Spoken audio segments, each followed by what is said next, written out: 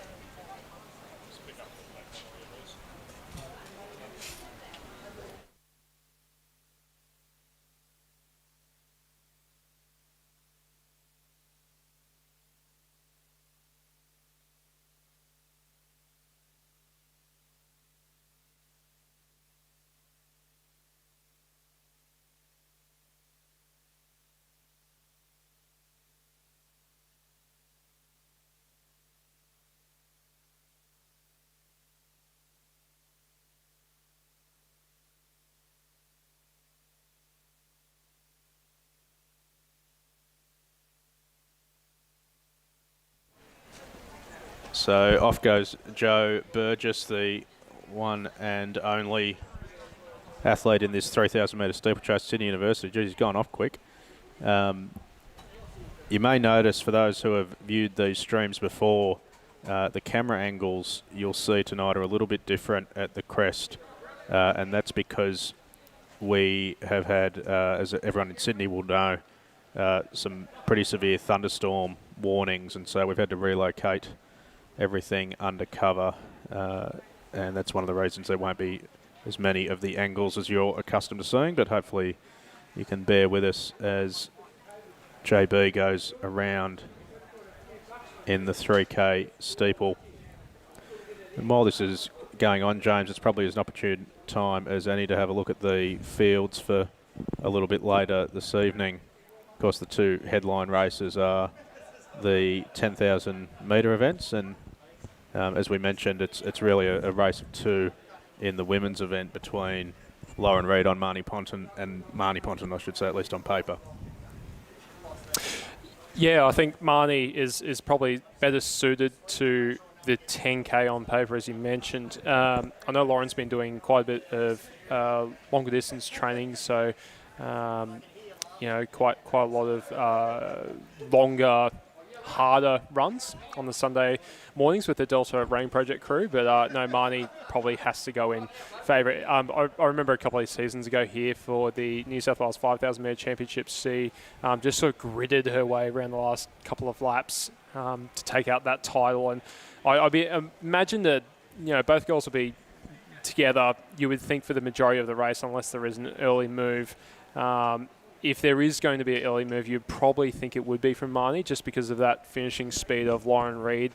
She is a 2:03 800 runner and a very good 1,500 metre runner as well. Won at the Melbourne Track Classic earlier this year in that 1,500 metres. I think she ran something like 4:11 for that. So, yeah, look, it'll be a fascinating race. I know both ladies are very much up for it, and it should be a really good battle between two. We shouldn't forget Ainsley Van Gran, the 2019 South African World Cross Country representative from Aarhus last year. She's performed really nicely over the last couple of cross country. She finished fourth at Nowra, just outside the podium, in 37:08 for that 10K cross country. So she comes in with a PB of 36:18, so just 50 seconds off her cross country effort a couple of weeks ago. So you'd probably have to think that PB is certainly in jeopardy tonight if the conditions stay moderately okay. Yeah, you'd have to think Marnie and Ainsley be keen to make it something of a staying test. Lauren Reid would clearly have them both covered if it came down to a sit and kick with that 800 metre speed. Lauren, a low to 800 metre runner. And so you would think Marnie and Ainsley be looking to dial that up from a little ways out. And then looking at the men's field, it really looks to be a cracker. I mean, this event, we'll get onto the success of the fields here overall in a little while, but the men's A race really looks to be a cracker. Of course, it's Ben St. Lawrence and James Niparis, the two really big names, and then you've got Ed Goddard, of course, of World University Games fame, but then some of the other youngsters as well, like Kieran Tall, should be able to run a big race. Yeah, absolutely. I mentioned Josh Phillips before, the 21-year-old Sydney Striders athlete, but absolutely Kieran Toole in his early 20s as well. Actually, it's Ed Goddard's 23rd birthday today, so happy birthday, Ed. Ed Goddard, Josh Phillips and Kieran Toole, all in their early 20s, will be looking to mix it with the more experienced heads in St. Lawrence, Kev Batt, James Niparis, Matt Hudson. So, yeah, look, for those who are actually after a bit of a preview of both the women's and men's championship fields, you can jump onto our Athletics New South Wales Instagram. We've actually gone through this afternoon and done a bit of a write-up of the top three ladies, so Ponton, Reid and Van Gran, who we've just spoken about, and also who we think are probably the top 8 contenders for the men's race. But really, I mean, it's hard to say there's a top 8. They're all such good runners. So many guys, not just under 31 minutes, but under 30 minutes in this field. Yeah, but great to see the men's race really getting back to its strengths. We've seen some of the news during the day about some of the historical races. You can just see on screen there, I'm not sure if it's coming through the stream, but certainly on our raw feed here, you can see the rain starting to come down much heavier. It's been on and off today. It really bucketed down the couple of hours before the meet from about 2 to 4 p.m. and it really came down there, but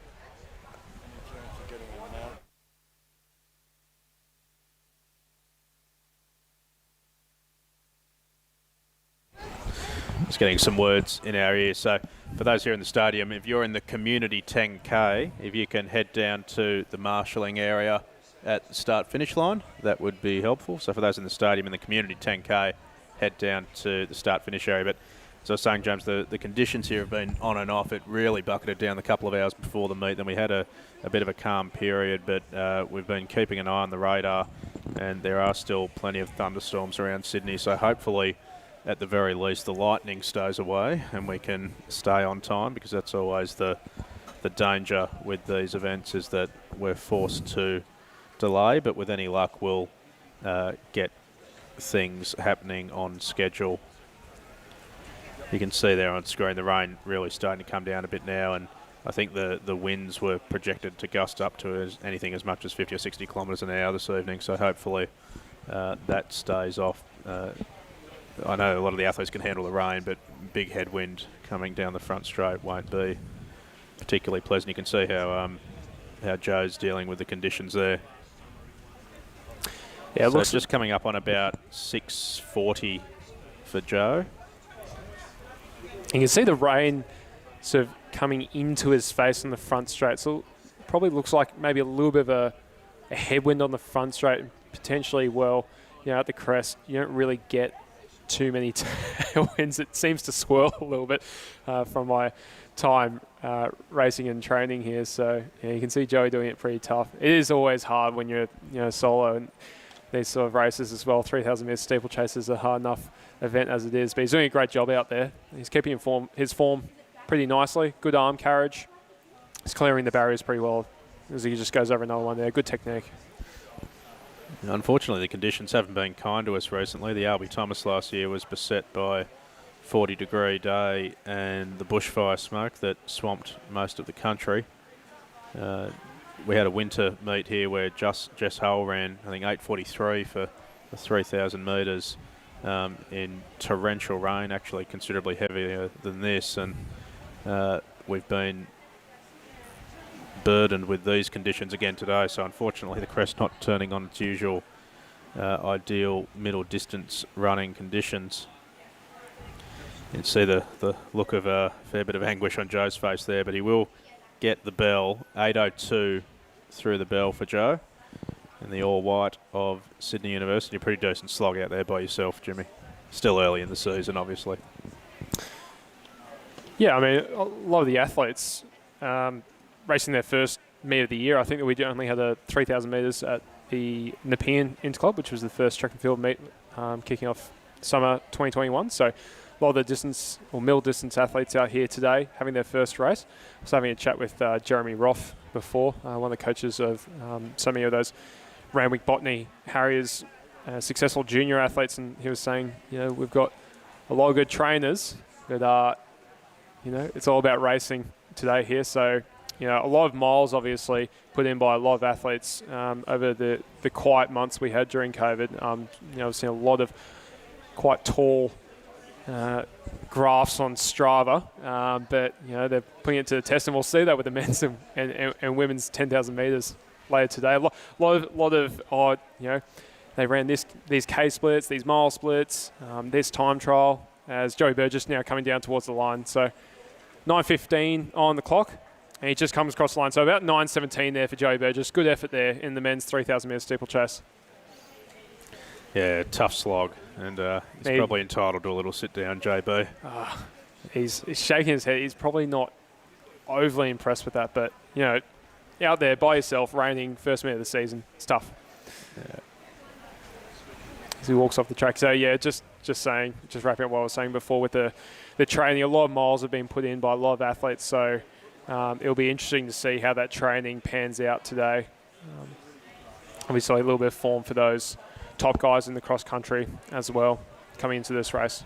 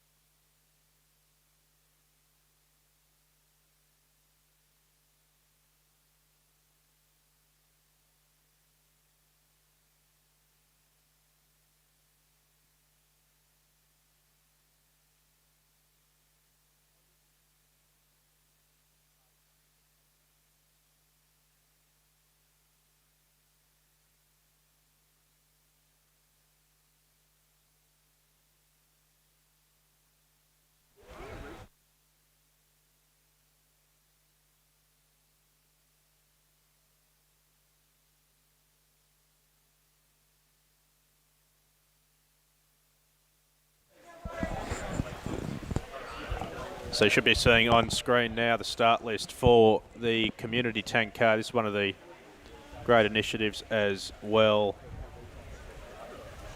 of this new Sydney Miler Series. The inclusion of the community events has happened at a number of NSW events in the last few years, and not sure what's happening here. They're actually being taken off the line.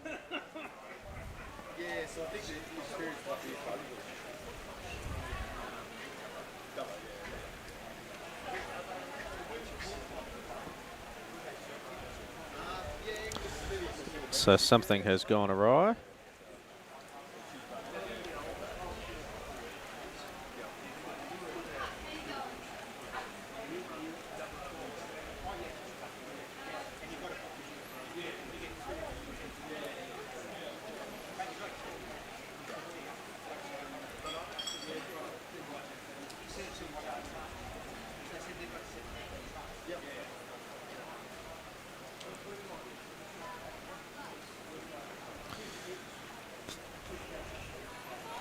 Jimmy, I do have here a start list for the community 10K, so those watching at home would have seen it on screen, but for those here in the stadium, let's run through the starters in this community 10K. So we've got a couple of club athletes in the start list. We'll run through those first. We have Brad Boyle from Bankstown Sports, Shane Clubb from Hills Districts, Amy Davenport from Athletics East, Tony Sinabaldi from Bankstown Sports, and also Joseph Vella from Run Crew. So 5 club athletes participating in this race. They're members of Athletics New South Wales. But as you said, Matt, a whole array of runners who we may not have seen at Athletics New South Wales before, so competing for the very first time on the track. A lot of these athletes, and welcome to them. Chris Cordwell, Grant Denmead, Hiroshi Fukushima. Hiroshi runs with Run Crew. Angus Hewitt, Matthew Holland, he runs with Delta Running Project. David Jagger, Charles Jansen van Rensburg runs with Rejuve Runners. Ian Johnston, Samuel Jones, Sean Kennedy, Josh Keys, Kelly Layton, Rodney McQueen, Karen Merrilees, Tim Nayland, Dane Otterson, Owen Ravel, also of Delta Running Project, Melanie Riding, Aaron Sandrasegaran, Nelson Santos runs for Woodstock Runners, Bethany Scott, Christopher Strom from Rejuve, Akira Suzuki, Martin Vu, and also Brandon Wilson. So a few of these athletes do train with a few of our member clubs, but as I mentioned, many of these athletes potentially coming out and running on the track for the very first time. So welcome to those who haven't experienced the track. We very much hope you enjoy your 25-lap journey tonight. Sorry we couldn't put on better conditions for you.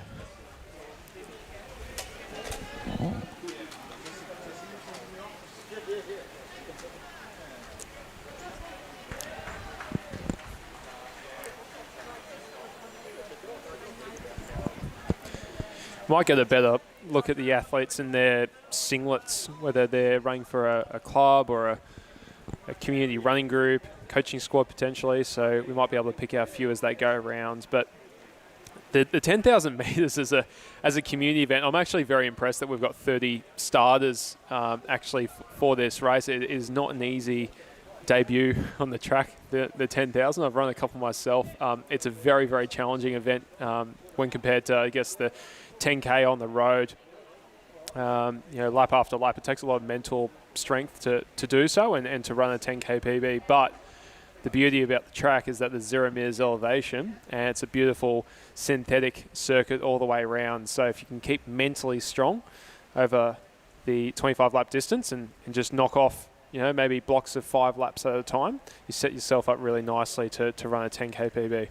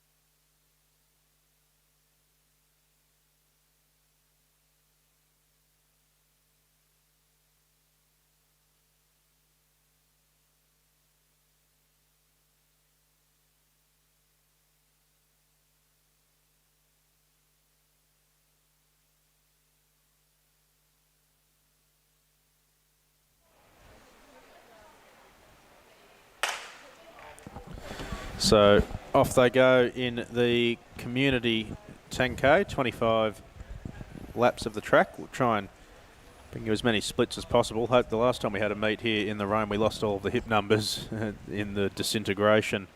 So hopefully we don't get that again. But plenty of colourful singlets up the front there. Is that some of the Rejuve guys as well, I think, Jimmy? Yeah, so we can see Charles Jansen van Rensburg. He's just the tallish figure there, sitting in about third place at the moment. Out the front there's Owen Ravel from Delta Running Project, trains with. He's leading the group around at the moment. And the tallest figure in that shot, as we just zoom in there, we just go behind the javelin throwers, with the reddish hair. Actually, I think he's wearing a Delta Running Project top, is Matt Holland. So a few guys quite prominent early on, which is great to see. You can also see the very bright orange on the inside there. We can see, I think, an unattached athlete number 14 there. We just don't quite have his name at the moment. We might try and get a start list shortly just to try and pick out a few of these. But on the inside with the headband is Chris Strom of Rejuve as well, as we pan back through the field. See Tony Sinabaldi from Bankstown there. We can sort of pick out some of the club singles. Another one of the Bankstown athletes. If you're watching any of your friends and family members at home and want to give us some intel while they go around this 10K, send us some comments through the Facebook live stream.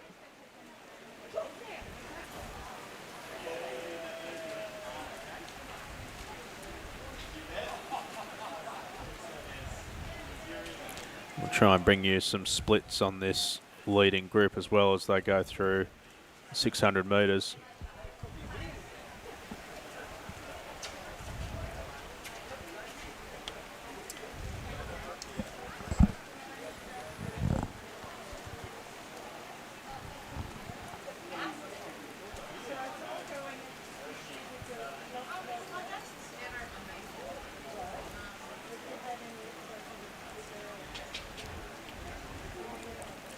A couple of your Delta teammates sitting in that front pack there, Jimmy. Yeah, so that's Matt Holden, who's just moved around the shoulder of Owen Ravel as they're going through about 80 seconds a lap at the moment, so pretty quick running here. As we can see the first of our hip numbers just starting to come off, so that's number 5. Some good tattoos there. Yeah, I know that a couple of these guys in the field are around about the 33-minute mark, so some very handy times, submitted for a community 10K race. And we can see a couple just going to the front there. So we'll try and pick up their names shortly. So we've just got some intel from Tash. Thank you, Tash. Angus Hewitt, blue and white singlet with the beard. So we'll keep our eye out for Angus. As the first K there, 3:20 for the first K. So if my maths is correct, which hopefully it is, 33:20 pace. So right on the mark for some of these guys' abilities. We'll try and get a shot of how the ladies are going in the second. But as we look to the start list now, so Rodney McQueen. Now Rodney's hip number 5, which is now flapping about on the bottom of his shorts. He's currently in the lead with Dane Otterson. So they're our two front runners. Dane Otterson just taking the lead there. It looks like they might be working together potentially to try and hit those 3:20-minute Ks. So 33-minute 20 pace for those two runners there.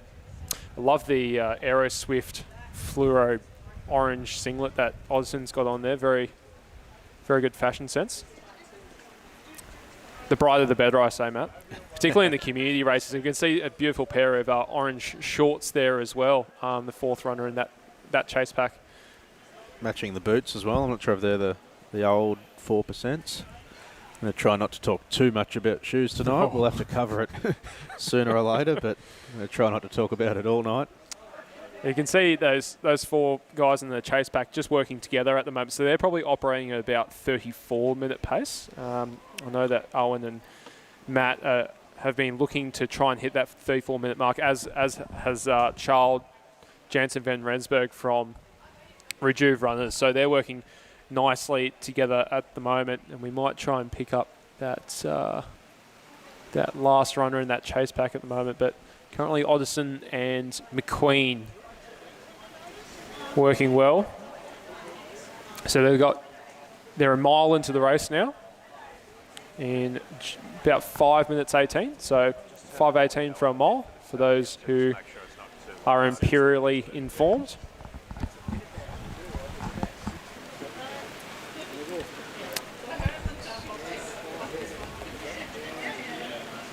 You can see Matt Holland there, the tall figure with the blue shoes, leading that chase pack. So I've just got some news. Thank you, Brendan Hall. Sam Jones is actually in the blue singlet at the front, so unfortunately our start lists have evaded the truth. Sam Jones currently leading this race with Dane Oddison. So thank you to those who are following this community race in passing that over. These two guys are doing very nicely at the moment. They'll be coming up to the 2K mark shortly. And just behind them, actually, I think that's Rodney McQueen. My apologies. Hip number 5, quite prominent there. So got that one wrong. So Sam Jones at the front actually had 15 before his hip number went awry. You can see the tall figure, Delta Running Project's Matt Holland, Charles Jansen van Rensburg, Owen Ravel. I think we have number 26 in there, which we'll get shortly.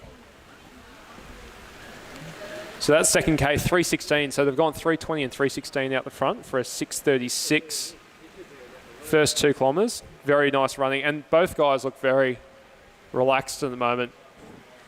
You can see that their gait quite low, not a whole lot of strain on their form at the moment. Going well at the moment, Matthew. Yeah, it's good running, isn't it? 3:20, 3:16 for the first 2K. Take them through in just under 6:40, so that's pretty good moving along. Wouldn't be out of place in a B championship race a little bit later tonight. Bit of a look over the shoulder there, just to see where that chase pack is, but this group of 2 working together up the front quite well. We might just have a look further back at this chase group. You can see just in shot there, run crew athlete Joseph Vella going well there. So checking the splits every lap there. Joshua Angle just giving us some praise about getting the right name. So yeah, no apologies to Sam Jones and his increasing following on the stream.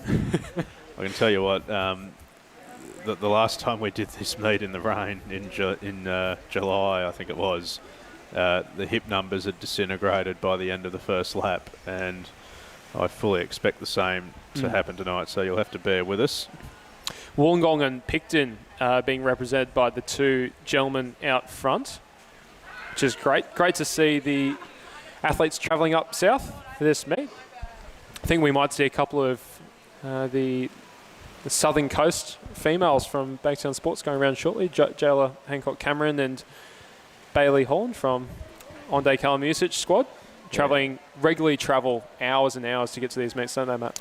They do, yeah. Great to see them up here again. It's obviously been a while with the restrictions on regional travel for much of the winter, so we didn't get to see a lot of those guys. Just wide running here. I know that they're going around some traffic, but very wide out.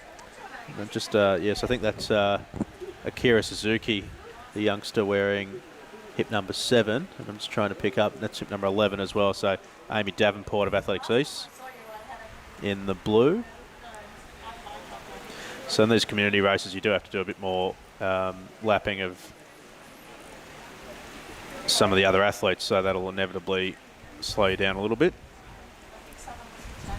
You can see that chase group still sitting there, I think 4 strong. Yeah, 4 strong at the moment. They're going well. And the boys working well together. It'd be interesting to see actually the gap maybe just closing a little bit as they come up to the 3 kilometre mark. Yeah, so they're just going through now. So, yeah, about 3:23. So I reckon they've just slowed up a little bit, but you can see the rain in the lens of the camera now. I think it's just got a little bit stronger. So potentially a little bit of rain and possibly a little bit of wind. I can just feel it on my back here as we sit up the top of the stadium. Just the conditions coming into the play a little bit more now. So those two guys in the lead, just going round number 21. That's Kelly Layton with the visor. Another tattooed leg runner there. Kelly looking pretty good. Good move with the visor over the glasses, actually. I've been caught out many a time with the old glasses fogging up and rain smeared all over them within about 5 minutes of a rainy run. So good move there by Kelly Layton. Some good tattoo games in this race, isn't there? There is.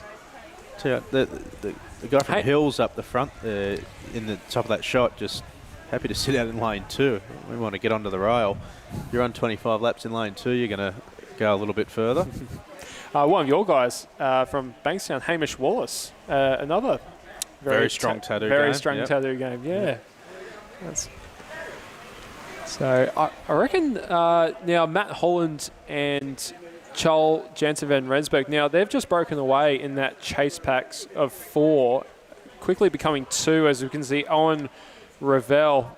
And if anyone on the stream knows who the athlete is in the orange shorts, please feel free to speak up, because unfortunately the hip number went long ago.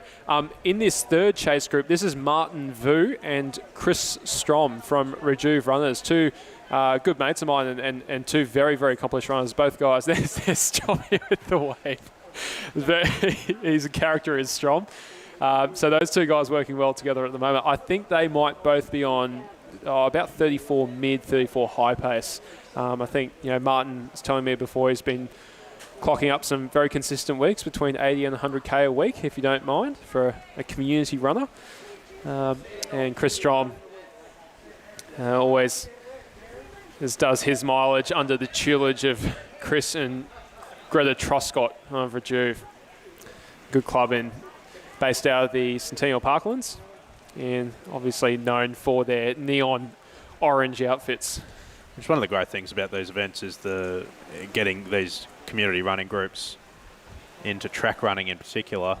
We've been fortunate enough to have them join us for a lot of our major road events over the last few years, particularly the Sydney 10 and Sydney Half Marathon, but to get everyone starting to experience running on the track for the first time in what can sometimes be a bit of a intimidating environment, starting to do that in this forum, which is a lot more conducive to some of our community runners running on the track for the first time. So this will be 4K. The first three were 3:20, 3:16 and 3:23. Our leaders now go through in 3:22. So they're holding that pace reasonably well, 13:25, 13:26 or so for the 4K marker. So some pretty good running up the front. Yeah, some very good running. So right on that 33 mid sort of pace. It's a sensible pace, I think, for both of Dane and Sam out at the front. So we can see Matt Holland and Jansen van Rensburg working well as the two. It'd be interesting to see if that gap is closed at all, or whether it's just sort of maintaining at the moment. Was he zoom out and get a pretty good shot? Yeah, it's about 40, maybe 50 metres, probably close to 50 metres between the two packs at the moment, which equates to around about 11 or 12 seconds. And then probably another 40 metres or another 10 seconds back to that second chase group. So really, there's multiple races going on here at the moment in packs of 2, but it is important in the 10,000 metres to try and maintain contact with at least someone for as long as you can. It is lap after lap stuff here. So, these guys, by them being community runners, very experienced community runners, obviously all of them trying to go under 3.5 minute Ks and running this one smartly at the moment. Good shot there of one of our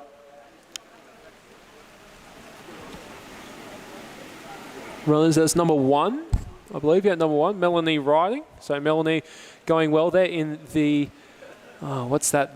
The neon green trim Under Armour cap. Another good headwear choice for these rainy conditions as Melanie goes around. So the rain's still coming down here, not as heavy as it has been during the afternoon. We still yet to see whether we're going to get the predicted thunderstorms. Hopefully they hold off.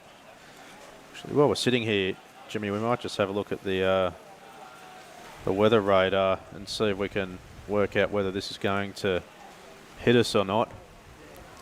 As we keep an eye on it as well, we're about a minute away from the halfway point for our leaders.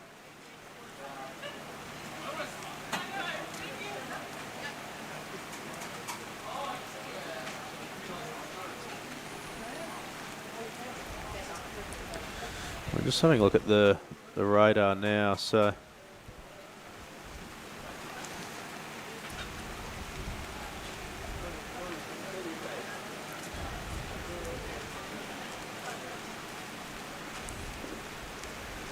it looks like the worst of it might just miss us. There's going to be steady rain for a while, but the thunderstorms look like they're a little bit further north, which is good. Might be hitting the central coast as we come up to 5K for our leaders. So they've been sitting on about 320 pace, and it looks like they're going to go through in pretty much exactly the same. So 323 again for that 5K, and they've gone through in about 16:48 or so for the 5,000 metres.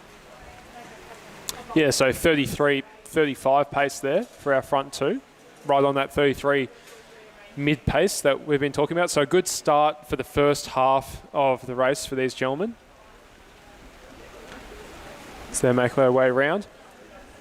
Now, we've just had one of the hip numbers discarded. Unfortunately, one of the athletes, so I won't be able to call out his name, but I will get number 18. That's Sean Kennedy going well there. Also one of the run crew athletes just behind him. I think we had Joseph Vella in the black, so I don't think that's Joseph. Rocking the next percents there, I think. Yeah, very good. These 2 gentlemen going around. The race really starts to get harder, probably 3/4 in. I reckon it's that 8th K that really starts to sort you out in the 10,000 metres. The first 5K you sort of just build into the race. These guys have been hitting their splits really nicely. 3:20, 3:16, a little bit quicker than 3:23, 3:22 and 3:23. You should be feeling good at 5K. You should be, if you're running your 10,000 properly. If you're starting to hurt at that point, you've gone out too quick. It's really that sort of 7 to 9 that is really pretty ordinary. Well, I think it's just the laps as well. I can't state enough how different it is, I guess, to an event like the Sydney 10. Two 5K laps, nice and flat. You got really good vision of a kilometre ahead of you at all times.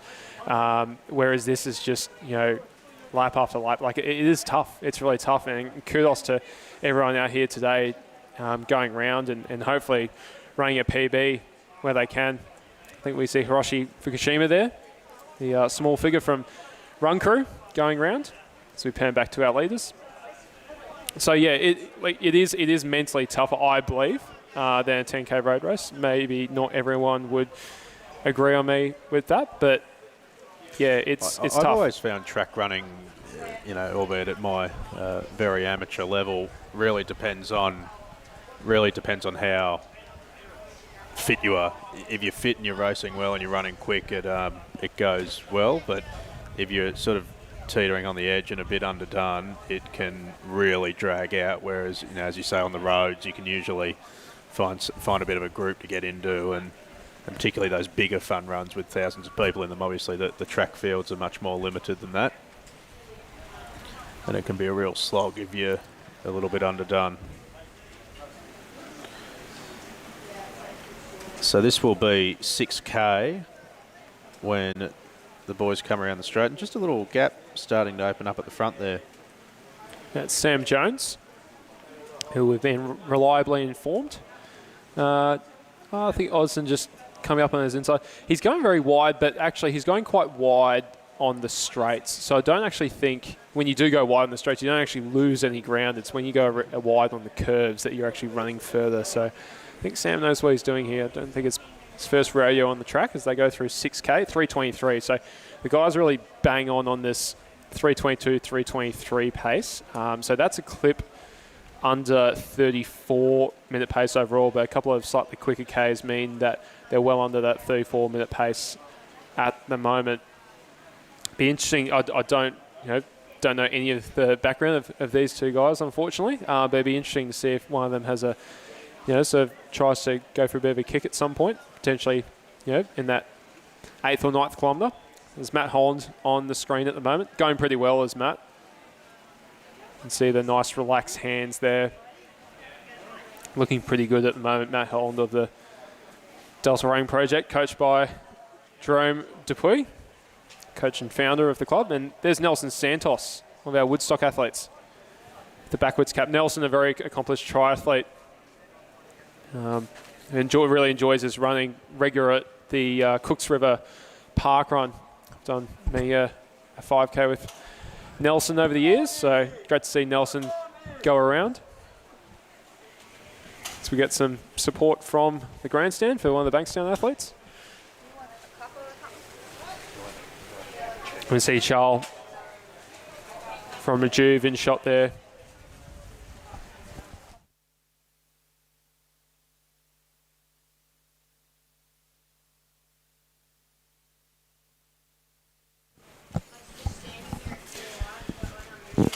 So some more intel coming through now. Stefan Dean Smith, thank you. Sam, a 15:50 5K guy. So Sam looks like he's got a pretty good kick on him if he needs it. 15:50 is 3:10s for 5K. So interesting to see.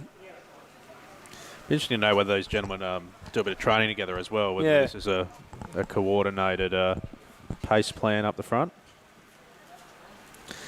I've heard a little bit through the grapevine that the leading packs in the men's race a little bit later tonight, the championship race, have been talking a bit about working together to try and move the race along a bit. So hopefully we'll see. You'd hope we'd see a sub 30, notwithstanding the conditions. Well, I think there's too much talent in the field not to see it, to be honest. I don't think, I think there's 9 athletes in the field who have gone under 30 minutes for 10K. So it'd be interesting if it was slow. It really would be a sit and kick if it was slower than 30 minutes, and you would think that would really favour maybe some of the younger athletes with slightly stronger kicks on them.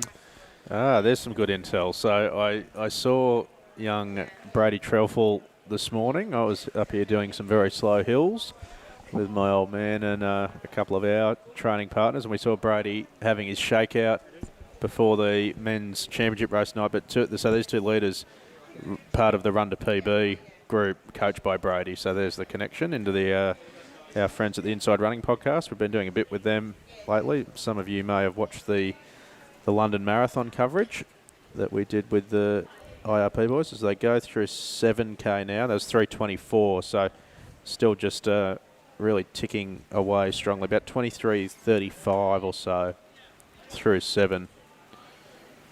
Interesting to see the difference in the form between the two gents at the front. Sam sort of a really relaxed, slightly forward motion, really just, his body's sort of really flowing, whereas Otterson quite upright and quite strong in his posture. So it's always interesting to see the different running forms in 10,000 metres, and it's always a good indication of when you've seen a runner for 7 or 8K and they haven't changed one bit. You know that they must be going pretty well. Usually the first thing that you can notice is the form starting to go. So whether it's the chin starting to drop, the hips starting to sag a little bit, starting to drag the feet, the gait gets a little bit low. You can start to see little things as to, okay, these guys or these ladies are starting to get a little bit tired now. But these guys are going very well. And, they're almost 7.5K in as Hiroshi Fukushima with the white cap and the singlet just coming into view there. In the, I think that might be the Ekerding colourway. I think Julian Spence in Ballarat was getting a few of those out the door a few months ago. So Froshy going well there. Yeah, so both these guys, 7.5K in now, both looking very good. So this is really, I think, where the race probably starts at 7.5K mark, particularly for the community runners. It's you've done about 17 laps at this stage, and you sort of think, 8 to go. You need to start breaking it down. 8 to go, 3.2K to go. Okay, I'll get. Oh, sorry, actually, it'll be 2.5K to go. So about 6 laps. But these guys are working really well together.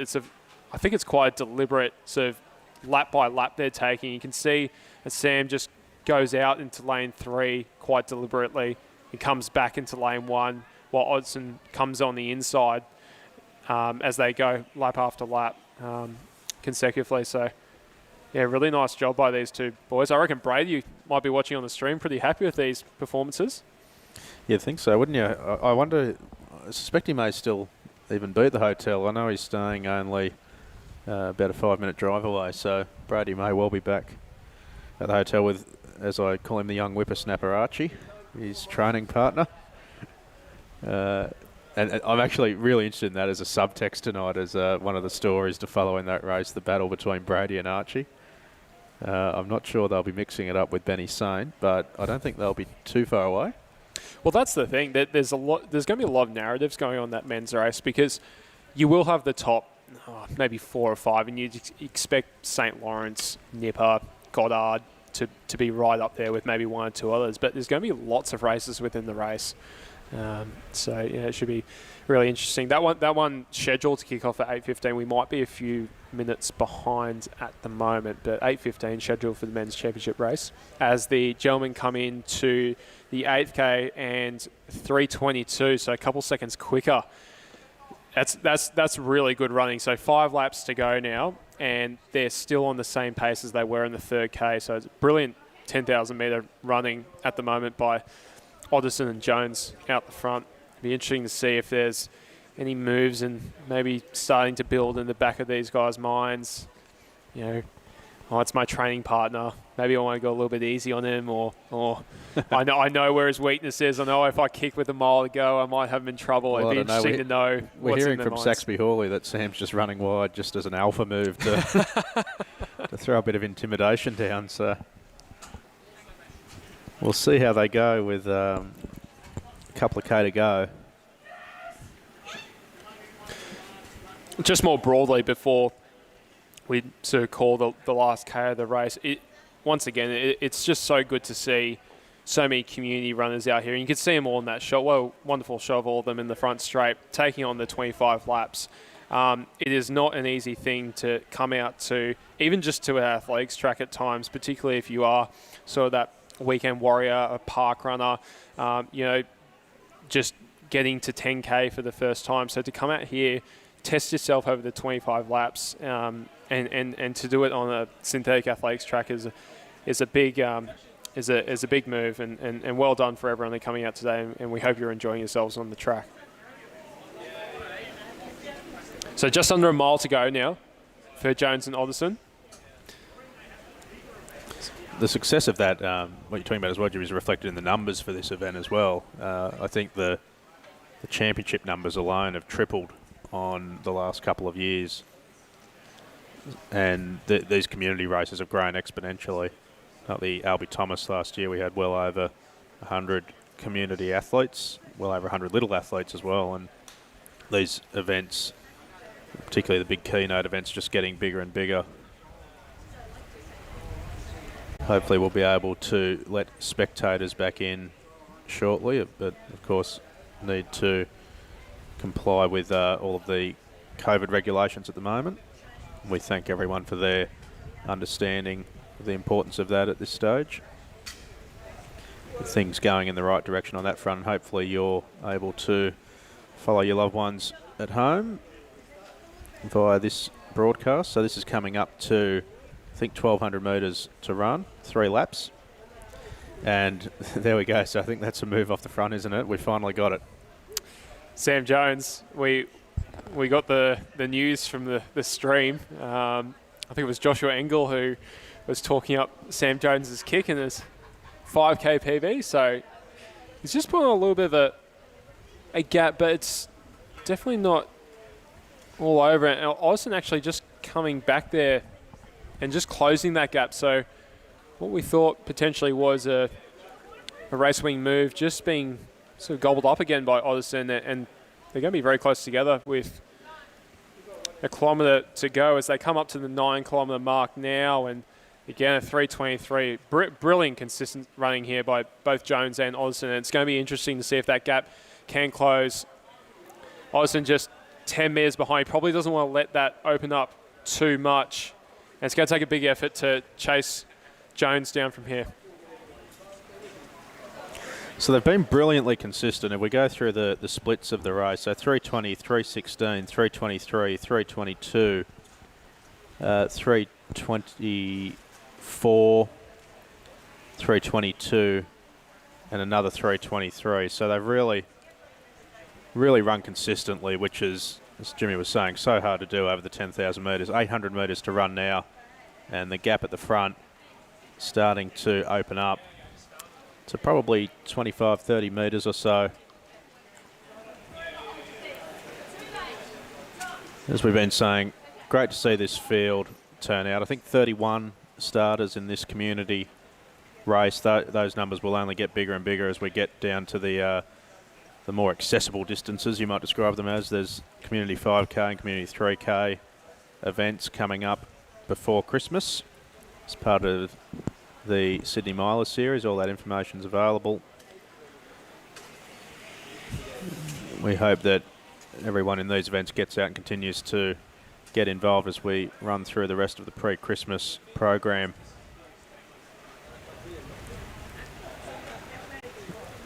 There's not much more welcome than the sound of a bell in a 10,000 metres on the track. 24 laps down. And actually just picking it up a bit this last 600 metres. You look at the amount of upper body movement there. He's working hard, the big fella. He is, isn't he? 400 to run. The head's going left, the head's going right, the teeth are grit, but the arms are still pumping and the legs are still going. 400 metres to go for Sam Jones. It's been a wonderful run, very consistent. Both him and Oddison have really made this race their own, but it looks like Jones is going to take home the chocolates in the community 10K race here at the Crest Athletics Centre, part of the New South Wales 10,000 metre championships, 250 metres to run. The blue singlet, Sam Jones, coached by Brady Trelfall of Run to PB and the Inside Running podcast. He's just picking up his gait now. He knows there's only half a lap to go. So he moves his way around. Can't see Oddison at the picture at the moment. He's probably about 30 odd metres behind Jones as he comes into the home straight. Really gritting his teeth. It's going to be a great run. He's going to be right around that 33:30 mark. It's going to be a quick last lap too. We've just gone through about 65 seconds now, so it's going to close at about 70. Fantastic run. Yeah, fantastic run. Sam Jones, there he is, 33:28 unofficially, so he's just dipped under that 33:30 mark, and 3:07 last K. Unbelievable. 3:07. So they ran through somewhere between 3:20 and 3:24s for the full 10K. That's brilliant. That was brilliant running by Jones, and Oddison mustn't have been too far away, maybe about 3:13, 3:14 last K for Dane Oddison. So Brady's athletes 1 and 2 in the community 10K race.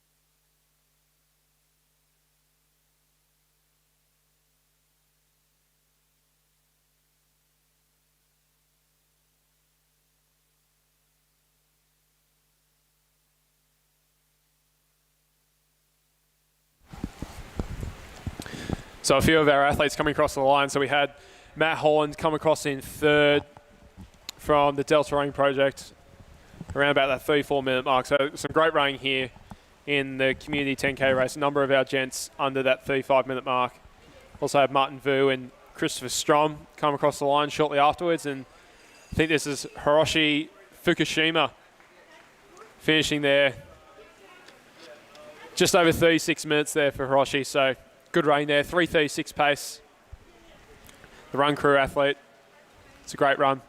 Has plenty more athletes still out on the track at the moment as some of our official results are starting to come through, and confirmation of Sam Jones from, well, either Wollongong or Picton. We didn't actually know where each of them was from. 33:27.77 for Samuel Jones, under that 33:30 mark.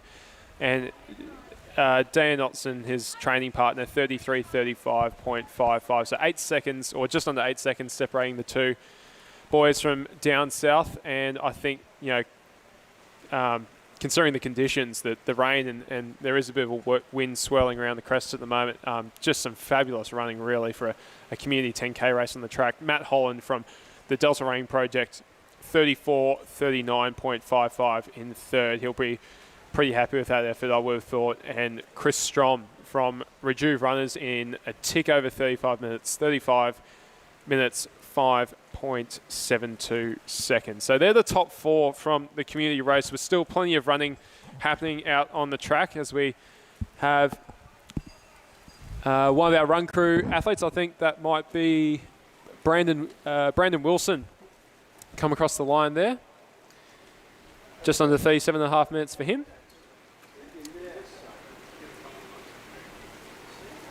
So you can see the splashing on the track there underneath the footsteps of some of our athletes.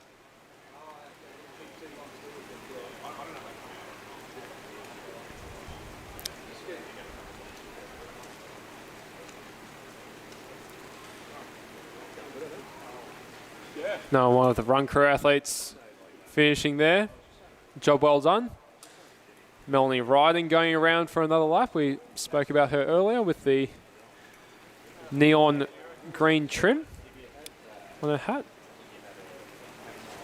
So we have one of our athletes from Woodstock Runners coming across the line there under 38.5 minutes. That's just missed it on our start list, but great run there by the Woodstock Runners runner. And that's Amy Davenport from Athletics East. So I think Amy is the first female finisher in our community 10K race. About 38:42 there for Amy. So some great running, well under that 39-minute mark for Amy Davenport. And she's taken out the women's community 10K. Congratulations to her. So another one of our results coming through, and Charles Jansen van Rensburg of Rejuve Runners 4.5 seconds behind his compatriot, also from Rejuve, Chris Strom. Charles running 35:10.06. So again, just over 3:31 pace it is for 10K. Some great running there by Charles. A few of the Rejuve runners have really taken to track running of late. They've run a number of time trial events at ES Marks over the past few months in conjunction with a few other recreational running clubs around the area in Nick's Run Club, More Performance, King's Cross Track Club based in the city. I know the Up and Running squad, Warren and Geordie Williams, have also had quite a few of their juniors go to those time trials running 3K, and fabulous supporters of Randwick Botany Harriers who we'll see featured in 1500 metre A race a little later on. I think they might have 3 athletes in the 1500 metre A race for the men. So yeah, so as we were talking about before, Matt, a lot of these recreational running clubs and community running groups not being afraid of trying the track, which, was very much the case, maybe not even 5 years ago, to be honest. But it's been opened up as just another surface that you can run on, and there is no eliteness to it. You don't have to run a certain time to be on the track. It's just like running at your local park, on your local footpaths, around your local oval. It just so happens to be a really nice surface and a really fast surface. Yeah, that's right. And, you can, and particularly this style of race where it's open seating, so there's no male-female distinction either, so you can run with your usual training partners and usual racing partners the same way you do at fun runs. I mean, we're going through 41.5 minutes now, and there's still plenty of people out on the track. And of course, this is one of the smaller community races with the being the 10K. Once we get down to the 3 and 5K distances, I fully expect to have hundreds of people lining up in multiple races. So if you're thinking about your park runner and you're thinking about coming down for one of our community events the rest of this year, please do so, because we'll make sure you get into a race with people at your own level and ability. Make sure it's a positive experience for you, and be very surprised if you don't run a PB with the benefit of running on the track. Can see some of our, put it that way, more Tennyson and Boldy, I think, there, just finishing off for the home club, Bankstown. See some of our more serious full-time athletes, if I can put it that way, just starting to get ready for the 800 metres. Just got away from Benny St Lawrence earlier. He looks well. One of the favourites for the 10K championship later on today. Tell you what, he had a very big backpack on. I'm not sure how much stuff he's got, but I don't think the dragonflies take up too much room. Maybe a few pairs of dragonflies. He might be carrying a bit of the run crew load there with the the spike shop on his back. See Matty Cox coming into the stadium as well. He'll be one of the in the top half a little later on tonight. Who was that blowing you a kiss on the way out there, Jimmy? No, that was Stromy. Yeah, the character himself, Christopher Strom. I think he was pretty happy with that. He's come fourth and taken a couple of athletes who he may not have actually beaten in a race before. So, good little rivalry there between him and Charles. Also, a couple more results coming through. I don't know if we've managed to get a name attached to sixth place, but we've got the 7th place athlete, Martin Vu. So Martin Vu, a very accomplished runner, been around the park run scene for a long time, Martin, and just a fantastic guy. He's run 35:28.85, and Owen Ravel of the Delta Running Project 35:32.05, just about over 3 seconds behind Martin. So good running there by Martin and Owen, and now quite a few results actually coming through now. 9th place again, we don't have a name attached to that runner, but in 10th spot was Nelson Santos of Woodstock Runners, 36:53.02. Then we had Brandon Wilson in 37:22.65, 37:24.03 for Grant Denmead. Then we had Tim Naylor and Angus Hewitt after him, and then Amy Davenport, our first female, in 38:39 flat for Amy. So congratulations to Amy on taking out the women's community 10K. If there's any issues with those results, just let us know, because with the hip numbers coming off in the rain, that can cause a few issues with photo finish. So if there's any issues on that, we will get that sorted out.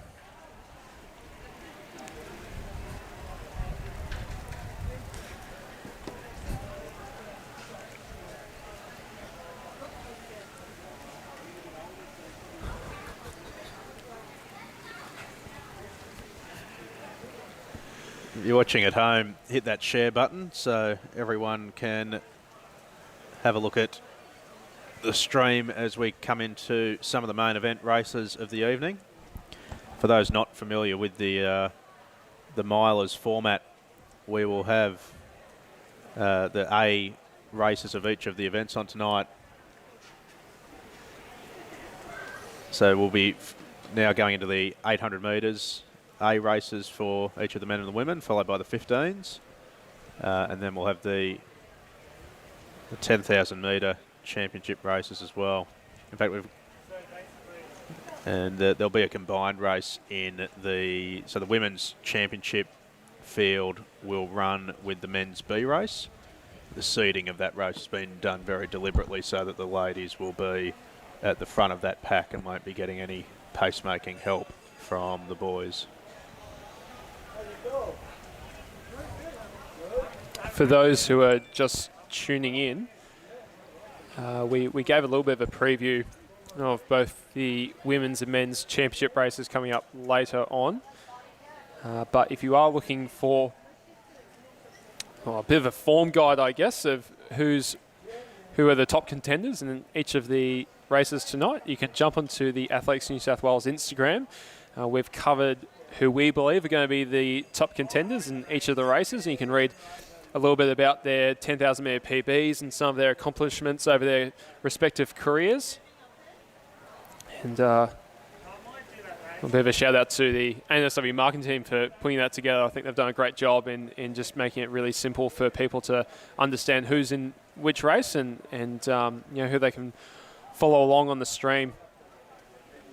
As mentioned, for the women's race, Marnie Ponton, Lauren Reid and Ainsley Van Gran go in as the male hopefuls, and we've also got a couple of other female athletes we haven't yet touched on in Audrey Hall and Brianna Golub from Sydney University and Randwick Botany, respectively. They'll probably be going up against Van Gran for that bronze medal position, but you would think that Ponton and Reid would probably try to establish those top two positions pretty quickly.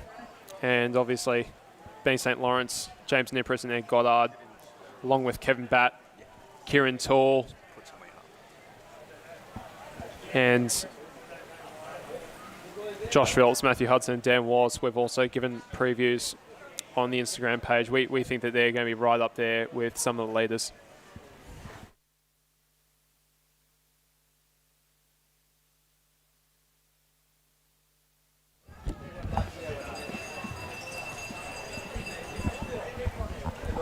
So still getting the bell in some of these community events. Just ticking through 48 minutes now. As we look ahead to the 8 and 1500 metre races that are coming up. So these won't be in hip number order, but I'm just looking for my start list in the women's and men's 800 metres and 1500s.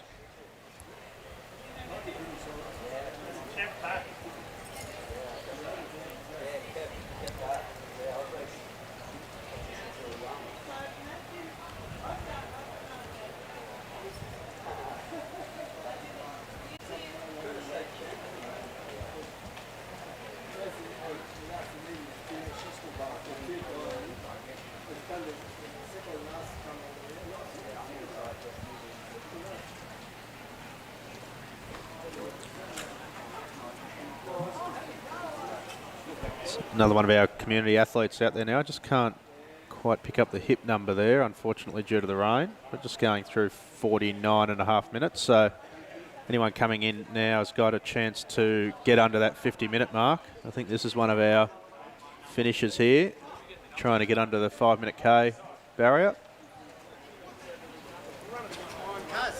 There's the shout out. Bankstown Old Boy. 40th anniversary 10K. And just, might have just got spot on 50 minutes there, so 5-minute Ks.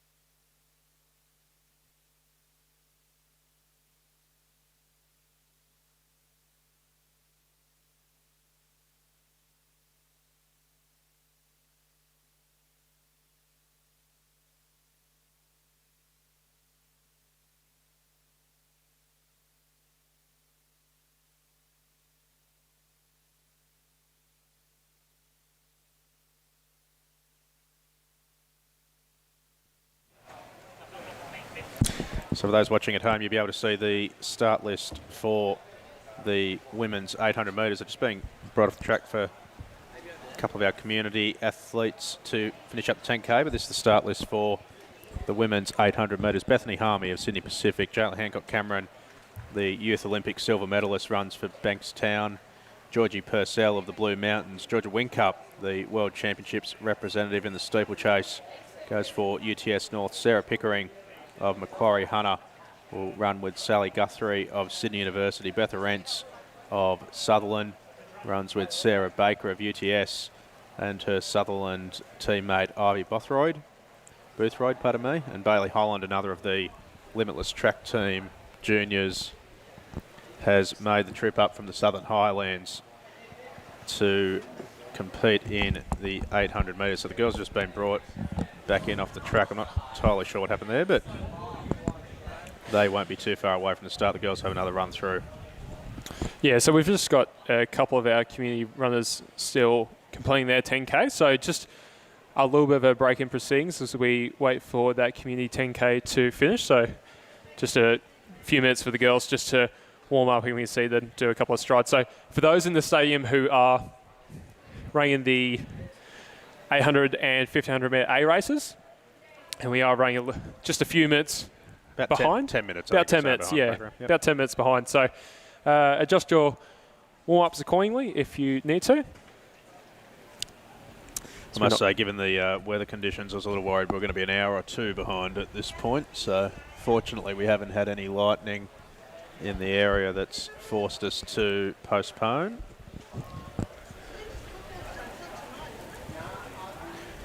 But we're just a little ways away from these 800 metre events. The women will go first this time around. We alternate that between the various meets.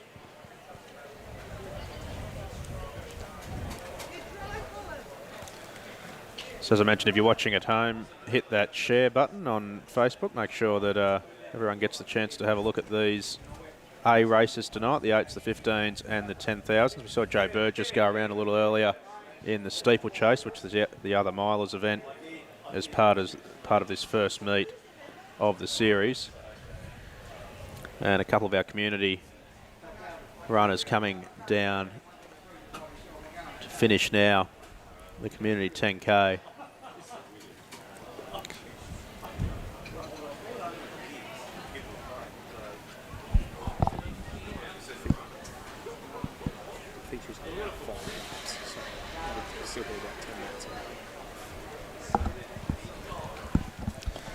We've just been handed a hip number order start list for these 8 and 1500 metre races. We'll bring that to you in a moment.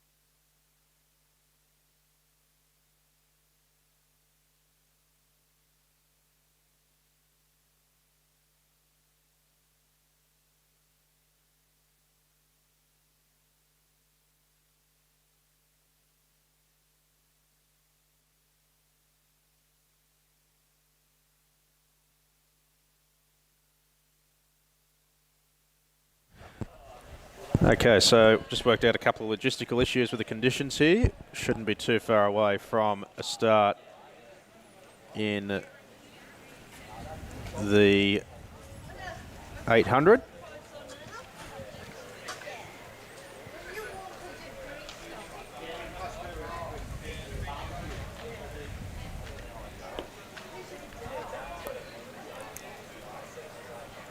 I suspect we'll see the girls out on the start line again in just a moment. So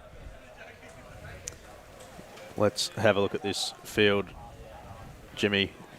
Still very early in the season, so a lot of the big names will still be gearing up. In fact, some of them are still getting back from Europe, but still plenty of talent in this field. Some international representatives, Youth Olympic silver medalist in Jayla Hancock-Cameron.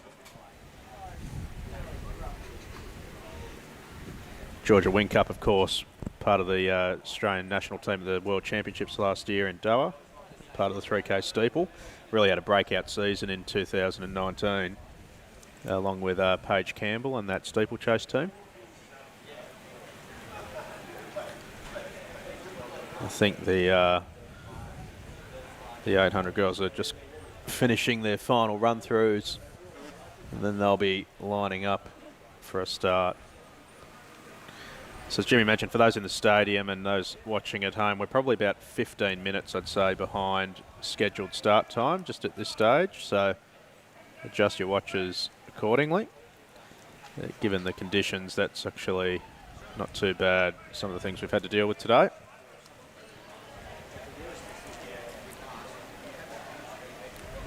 Well, the athletes to watch in this one, Bethany Halmy from the, newly minted Manly Warringah Athletics. This is actually a great story. Matthew, the Sydney Pacific and Manly Warringah Little Athletics clubs have very recently merged to become Manly Warringah Athletics. So for those who see that club listed on start lists and results from tonight's meet, this is the first meet that the Sydney Pacific and Manly Warringah Little A's merged club is competing at an Athletics New South Wales event. So congratulations to those two clubs. Yeah, part of the continued evolution of one athletics clubs. Yeah. Thanks for that. Okay, so the girls now headed out for the start of the women's 800 metres. So we'll quickly run through this start list. And hip number 1 from UTS North, Sarah Baker. And hip number 2, the Youth Olympic silver medalist, Jayla Hancock-Cameron of Bankstown. Ivy Boothroyd of Sutherland is in behind her teammate Beth Arentz. Sally Guthrie. And we'll keep going through. So Guthrie, Harmy, Holland, Wingcup, Georgia, Wingcup, Purcell and Pickering as they head around through 100 metres. It looks like Jayla Hancock-Cameron of Bankstown Sports is going to go to the front of the field, and she's just inside of Beth Arentz of Sutherland, who's going to get up onto her shoulder. The figure out in the red crop top on the outside of Georgia Wingcup, the World Championships representative over the steeple, is getting right up on the shoulder of Hancock-Cameron and happy to take a sit there. And sitting at the back of the field there is the other Bankstown athlete, Bailey Holland. So it's Hancock-Cameron, the Youth Olympic silver medalist, sitting on the inside of the shoulder of Georgia Wingcup, the senior world champs representative. And then it's the other UTS athlete of Sarah Baker getting in behind them as they head around, and Beth Arentz sits in that fourth position, one in behind Hancock-Cameron as Wingcup starts to move to the front here. Wingcup really driving her arms as she is making a pretty big move here towards the front of the field and just starting to maybe open up a stride gap as they're through the bell in about 65. So 2:10 pace for these two athletes out the front. It's Wingcup and Hancock-Cameron with 3:50 to go. And third sits Beth Arentz of the Sutherland Districts Club as the rest of the athletes start to string out behind her a little bit. But Hancock-Cameron now assuming the lead, and Hancock-Cameron now starts to stride away. Again, 1 or 2 strides the difference at the moment, but this is looking a little bit more decisive than Wingcup's move earlier before as Hancock-Cameron comes up with 200 to go on the clock, 1:39 through the 600-metre mark. And also a really big move here. I can't quite pick out who that is at the moment. Might be Bethany Halmy streaking in the second as she looks to close on Hancock-Cameron as they come to the home straight. Can Hancock Cameron hold off a fast finishing Halmy with Wing Cup in third? As they come down towards the line, it's Sarah Pickering, my apologies, Sarah Pickering trying to make a move on Hancock Cameron, but Hancock Cameron finds another gear as she strides towards the line. She's going to take out the race in 2:09 unofficially. Good run there by Sarah Pickering. She's very, very happy with that run. It was close between Arentz and Wing Cup for third. So my apologies, Sarah Pickering. A fabulous last bend there between 200 and 100 to go to really mount a challenge going past Wing Cup into second place.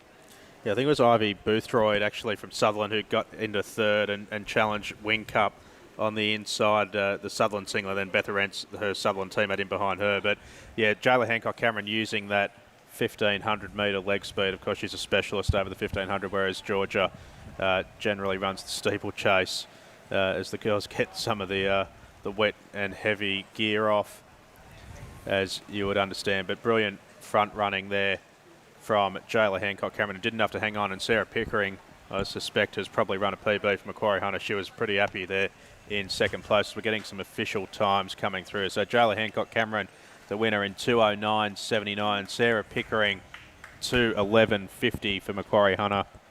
Ivy Boothroyd in third for Sutherland, 2:12.20 ahead of Georgia Wing Cup in 2:12. Beth Arentz, 2:15. Sarah Baker, 2:16. Sally Guthrie, 2:18. Beth Harmey in 2:19. And Bailey Holland in 2:21. I think rounded out the field. And yeah, Georgie Purcell was a DNS. So those are the official results of the ladies 800 metres, and a good return to racing for Jayla Hancock Cameron. Yeah, really good run there. Shouldn't go without staying Ivory Boothroyd, just 13 years old from Sutherland Districts, finding herself on the podium of that women's 800-metre A race, and with very, very good company, and getting Georgia Wing Cup by 5/100ths, the World Championship representative last year in the steeplechase. So fabulous run there by a very young athlete in Ivy Boothroyd. Surely one to watch in the future.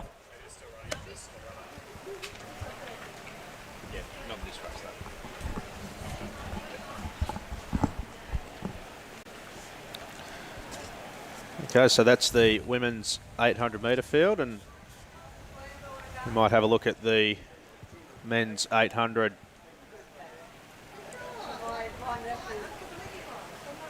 Let's see if we can pull up a start list for the men's 800 metres. So we've got here our hip number order start list, so get Jimmy to run us through the field for the men's 800 metres. Yeah, in hip number 1, Theo Christian from Trinity Athletics Club. Hip 2, Zachary Johnson from UTS Norths. Hip 3, Sydney University's Oscar Percy. Hip 4, UTS North Thomas Hunt. Hip 5, Manly Warringah's Liam Webb. Hip 6 from Trinity Athletics, Michael King. Hip number 7 from Bankstown Sports, Ian Halpin. Hip number 8, Bankstown Sports, Benjamin Jagger. And hip number 9 from Run Crew is Dan Kelly. This should be a bit of a fun race, actually. So a couple of, I think it's Mike Hurst's squad is going to be featuring in this race. Ian Halpin in particular, the 400 metre state champion, I believe, from last season, will go in, well, probably lane number 7 towards the outside. The 400 metre runners in 800 metre races usually go one of two ways, either very good or not so great. So it'd be very interesting to see how Halpin goes as we have our final community 10K runner across the line. That is a fabulous effort. She was out there a while, wasn't she? But she's crossed the line. She's finished at 10K. That's to see great. Some of the guys hanging around to give her a high five as well. Got a great congratulations from the small One of the Hills athletes, I think. Yeah. From the small number of athletes we have here in the stadium. That's what it's all about, isn't it? No spectators allowed at the moment, so everyone getting support from each other.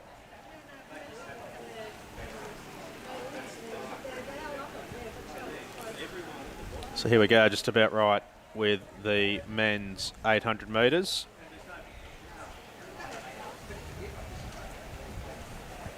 Yeah, as mentioned, it should be an interesting race, this one.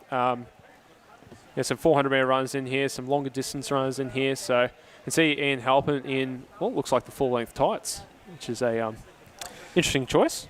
Yeah, I'm not sure what's going on there. Of course, the interesting sub-story there, given that Ian's 400-metre runner, part of the 4x, not the 4x4, the mixed 4x4, I think. 2x2x4. 2x2x4 team at the World Championships. World Relays, wasn't it? World Relays, sorry. Yep.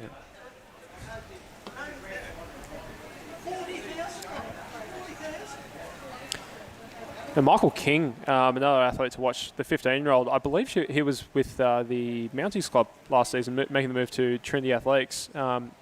Very, very good 800-metre runner. I believe he was knocking on the door of about 157, 158 quite consistently last season. So it'd be good to see him go around. He goes out of hip number 6.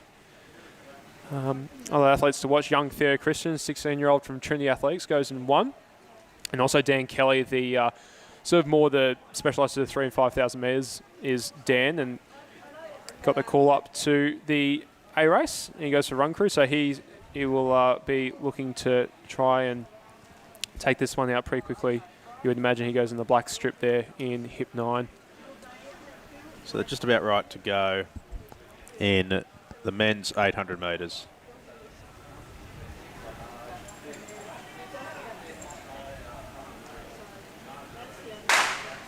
So they're away from the inside. Christian, Johnson, Percy, Hunt, Webb, King, Halpin, Jagger, and Daniel Kelly on the outside. Thomas Hunt from UTS North going out pretty hard there. And also, as mentioned, Dan Kelly taking this one out quite hard as well. It's actually going to be Kelly who just sits on the front, but Halpin really going quickly out on his outside. So a bit of a jostle for position in the early proceedings, with Halpin taking the boys through the first 200 metres, about 28.5 on the clock through the first 200. Also Benjamin Jagger in the blue, the lanky figure, sits in second. So it's Halpin from Bankstown Sports in first, Jagger in second, and Thomas Hunt in third.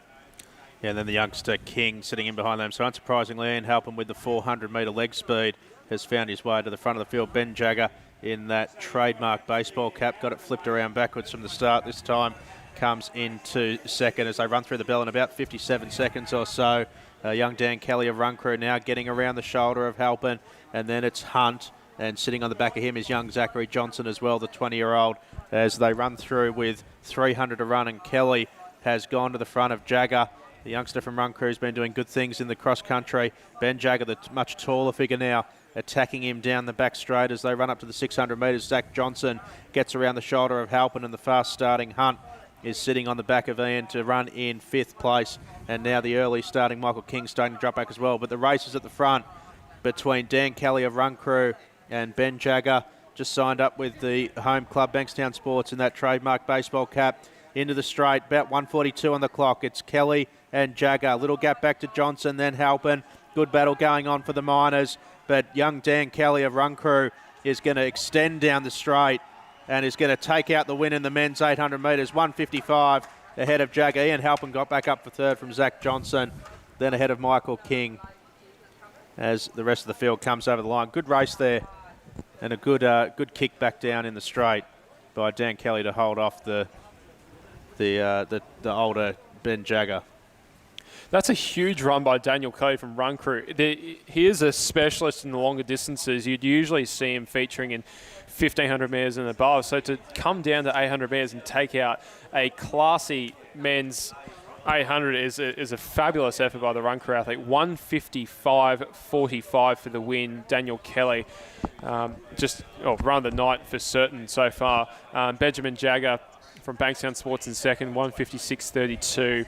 And Ian Halpin, a fast finish there, getting over the top of Zach Johnson for third, 1:57.47. But that's really a coming of age for Dan Kelly, for 1:55 for a 5,000 metre specialist. Yeah, and dropping down to 800 as well. So, really good running there. As we said, held off Ben in the straight. Ben's got 5 years on him, so you'd think he'd be getting to him down the line there. But there's some good runs from the other youngsters in that race as well. I've just gotten rid of my start list, but the Trinity youngster Michael King as well, and young Zach Johnson of UTS, he's only 20 as well. So some good younger races, and you often see that in these early season periods before the big dogs really get racing in November, December. You see a lot of that in October as the youngsters start to get some runs on the board. We saw that, of course, with Jayla Hancock-Cameron in the women's as well. So good to see some of the youngsters able to get out here at the start as we get handed another start list. Thank you very much. We'll take a look now at the 1,500 metres. That'll be the 10,000 races, I imagine. So we'll pop that to the back. But this now, the two 1,500 metre races. We'll have the women's first, followed by the men's. The conditions here, it's still spitting rain, Jimmy, but the wind appears to have died down, which is what we're really concerned about. It may yet pick up as the radar's showing plenty of thunderstorms swirling around Sydney. But at the moment, it's not too bad. Wet, but not really terrible. Well, it's forecast for a lot worse, wasn't it? I mean, I think the athletes were probably expecting worse than what it is. So, yes, there is a little bit of wind. Yes, there is a little bit of rain. But I think they'd be pleasantly surprised at how good it is, which is great for the 10K races, right? Like, hopefully that means that we do get some quicker times on the board and we do get some really good racing with some quicker athletes taking it out pretty hard. You'd hope that in the men's we'd get well under that 30-minute mark. I saw Brady Trelful of the Inside Running podcast put up this morning that the question, or really posed the question, is this the second best 10,000 metre race in Australia right now?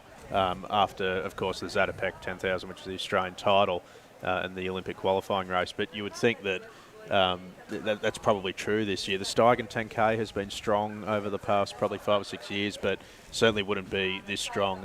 And the New South Wales title, I think, is probably, certainly the men's race tonight at least, going to be the second best 10K race in Australia this year. I saw the South Australian Championships were held last night as well. Izzy Bat-Doyle getting the win in the women's, and I think Jacob Cox won the men's. I saw that overnight, but I think safe to say that if all goes well today, the New South Wales final will get comfortably under that 30-minute barrier. Yeah, you would think so. I mentioned before that there's just too much talent not to get under that 30-minute mark. There is word around the camp that there will be some pace around about that 29, maybe even sub-29-minute mark early on, with a few of the boys up the front, taking turns in the lead, working together to make sure that the race stays honest. So hopefully we do see that, and we will see that evidence of that pretty early in proceedings if that's the case.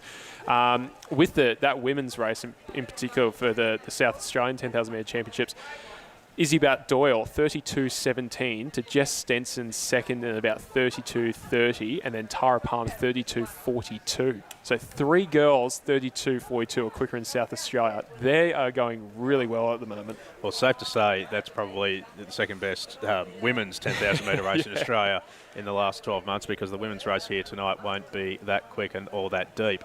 But great to see how strong South Australian running is. And of course, Jess Stenson coming back after having her first child. Probably one of the beneficiaries of the postponed Olympics. We've talked about the delay to Tokyo 2020 now being 21, favouring some athletes and disadvantaging others. Jess is definitely one of those athletes that potentially helps. Yeah, absolutely. I mean, you've seen anyone who is interested in distance running at the highest level in Australia has seen what Jess has done over the last few months, and it's been nothing short of absolutely spectacular and literally history-making. To think that the Olympics could have been run in July, and we may not have seen that fabulous run of national records that she's been able to tick off over the 1,500, 3,000 and 5,000 metres. It's without saying you're glad to see the Olympics postponed. It has brought about this opportunity for Jess to run herself into the history books 3 times over. Certainly has. I'm just having a look over my shoulder how we're placed for the 1,500. I think we're getting pretty close to a start there, so we'll swing back around on broadcast. The start line was very, very quickly run through the start list here for the women's 1,500. We'll do that as they get underway. So Ada Rand goes to St. George in 1. Betha Rentz, I think she just ran an 800. It'd be interesting if she was backing up in 2. Bethany Scott from Run Crew in 3. Ruby Madden from Run Crew in 4. Ella Penman, the 14-year-old and New South Wales cross-country champion from Dubbo, goes in 5. Holly Campbell makes her return for Sydney University in 6. Imogen Stewart, also another champion from New South Wales cross-country, in 7. Laura Roth from Randwick Botany, 8. Alexia Callum-Vocus from Illawong in 9. Georgie Purcell from Blue Mountains in 10. Tyessa Buchanan, Athletics Wollongong, 11. Mia Tui, Sutherland Districts, 12. Fleur Cooper from Mossman in 13, Sarah Baker from UTS North 14, Eloise Doherty, UTS North 15, and Cheryl Chan for Sydney Uni goes in 16. So in the early running, it's actually the 14-year-old Ella Penman. So Ella, a fabulous Dubbo athlete, one of 2 athletes from the Dubbo region who are making marks in female New South Wales running, the other obviously being Paige Campbell. But she's doing the front running at the moment. Also up on her shoulder, Georgie Purcell, who was a DNS in that earlier 800, obviously running the 1500 here, sits on her shoulder. Imogen Stewart and Holly Campbell up there as well. About 72 seconds through the first 400 metres. And one of the great stories in this race is the return of Holly Campbell. Has struggled with injuries over the last probably 12, 18 months, but fantastic to see her out racing again on the track over 1500, which is her specialist distance. Had a good chat to her at the cross-country championships at Dapto, and training's all going well, which is great to see. So the usual suspects sitting at the front of this field, you can see the short figure of Imogen Stewart just sitting up on the shoulder there, and Holly just beginning to work her way in behind them as well. It's just starting to pick up the hip numbers as they come around the straight. So it's Purcell from Stewart, and then Wink up, and then on their outside is Mia Tui of Sutherland. A little bit further back, Ada Rand sitting a little bit wide for St George, but still a pretty decent group of them. And then just shuffling out is Ella Penman, as Jimmy was saying, trying to get a bit better position as they come through the 700 metres, and they went through that lap in about 75 seconds.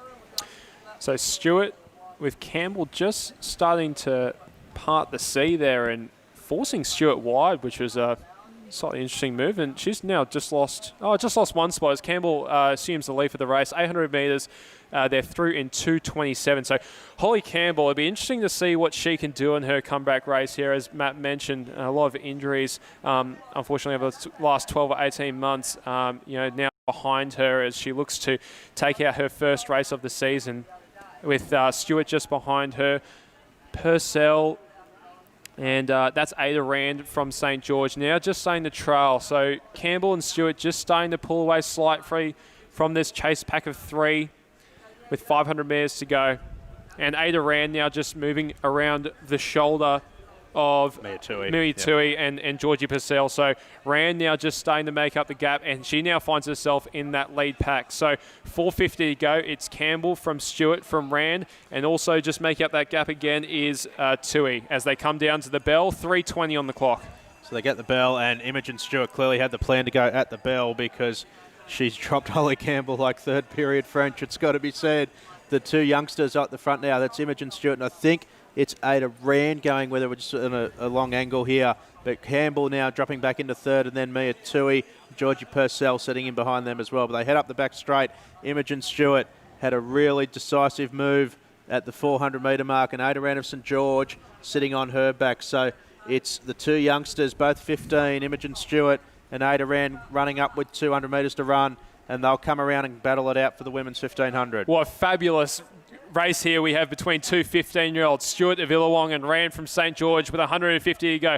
There's nothing between it. Stewart made a decisive move, and Rand went with her every single step of the way. As Rand now pulls on to the outside, there's 8 metres to go. It's Stewart versus Rand. It's Illawong versus St George. Rand just starting to get the better of Stewart as she pulls away. This must be an upset, it has to be said. Ada Rand coming down. She's going to take out the women's 1500 metres, 4:25 in the fabulous run for the red and white of St George, with Stewart in second. Holly Campbell makes a successful return in third, 4:32 for her. Tui in fourth as the rest of the field comes across the line. Some of the run crew athletes there, good finishers. Georgie Purcell in seventh. What a brilliant last lap by Ada Rand. I didn't see that coming over Imogen Stewart. Fantastic. Closed in about 66, I reckon will be the last lap, 65, 66. So to be closing in that is sensational. We've got an official time here, 4:26.33 for Ada Rand in pretty atrocious conditions here at the Crest. Imogen Stewart just under a second behind her in 4:27.19. And as you said in the call, Jimmy, Holly Campbell makes a very successful return to racing for Sydney University in 4:33.69 in third. And so great to see Holly back on a track. Not surprising at all that she didn't have that last 400 metre kick yet, but that is going to come because at her best, she will mix it up in any open final. in the domestic season to come. Keep going down the list here. So Mia Tui, 4th in 4:35. Ruby Madden, 4:39. Beth Scott in 4:39 as well. Just about a tenth of a second between the two run crew athletes. Georgie Purcell, 4:41. Laura Roth, good to see her out there, albeit over a little longer than she would ordinarily be running for Randwick in 4:42. Alexia Kalmakovas of Illawong in 4:47. Taisa Buchanan, 4:47. Ella Penman was a quick starter early but faded to 4:58. And Eloise Doherty came through the line in 5 minutes flat. Those are the official results for the women's 1500. Great race between the two youngsters. Oh, brilliant race. That, obviously the race of the night so far. Dan Kelly may have had the run of the night after the men's 8, but that may have just been taken away from him with Ada Rand. I know Ada Rand's been around in a lot of B races recently, but she, I didn't. Oh, and I think we've just started. Hang on, sorry. Yeah, so we're getting. Okay, we're getting through this, so there's a few things getting in our ear. So if you're here in the stadium and you're in the 10K, can you get down to the start now, please? The women's 10 and the men's B. So we're off in the men's 1,500 metres race, and we'll run through this field quickly. So Kyle McIntosh in 1 for Sutherland, Julio Ruiz de Villa for Campbelltown in 2, Joseph Ryan in 3, Liam Hinchcliffe in 4, Tom Paffley in 5, Ben Bishop in 6, Richard Newell in 7, Dave Costello in 8, Luke Heinz in 9, Brendan Felix in 10, Bailey Habler in 11, and Matt Dawson rounds out the field in hip number 12. And sitting at the front is the local athlete Tom Papley, sitting on the front of the two Randwick boys in Richard Newell and Bailey Habler, that is, in third for Randwick. The two Randwick boys sitting on the back of the Bankstown athlete. I think we're a couple of seconds out here, but they're going to go through the 400 in around about 62, I'd say. Yeah, pretty honest pace early on, set by Palfrey, the 17-year-old from Bankstown Sports, based down south. Another one of our South Coast athletes joining us here tonight. Richie Newell really had a breakout season last year, the 800-metre specialist, stepping up to the 1,500 metres tonight, taking out, I believe, the bronze medal in the New South Wales Open Championships. The former AFL footballer taking to the track in the previous couple of seasons and really making his mark in New South Wales middle distance running. We'll see how he fares tonight. Bailey Habler sitting in third at the moment. The Randwick Botany compatriot of Newell has had a great 6 to 12 months. Recently ran the 8:21 3K semi-organised event up at Narrabeen a few weeks ago. Has been running very, very well as well. About 150, I'd say, through the 700. They'll go around to the 800 now. So just this lap slowed down slightly. I reckon they went through at about 62, and this will be about 65 or so. So still Palfrey from Newell, and then Habler. Featuring there is also Ben Bishop from Trinity in the green strip. Just getting a little check there by Luke Hintz, the tall figure there from Kembla Joggers, as that front pack really starts to bunch up there. It's a front pack of 6 from the rest of the field. But it looks like Habler's now taken the lead, just gone round Palfrey. Palfrey seemed to almost stop in his tracks there a little bit as he relinquished the lead to the Randwick Botany athlete. Habler with Newell now starting to come around the shoulder. So two Randwick Botany athletes starting to control this race, with Palfrey just slipping back to third, Luke Hinson fourth from Kembla Joggers, and also the Sydney University athlete there is number 3, Joseph Ryan, and also Ben Bishop in 6 from Trinity, just starting to maybe just be a stride or two off the back as they come into the bell, 2:54 into the bell lap. It's Newell from Palfrey, from Habler, and Ryan with Hintz and Bishop on the back. It's still 6 in it with just over 300 metres to go. Can the speed of Richie Newell outlast the rest of the middle and long distance specialists? With 2:50 to go on the back straight. Now coming round the outside, Bailey Habler and Tom Palfrey. So after doing the early leading, Palfrey finds himself in the lead once again with 200 metres to go and starts the run from home. It's Palfrey from Habler, and then Newell with Joseph Ryan just a stride behind as the front two now start to break away with 120 to go.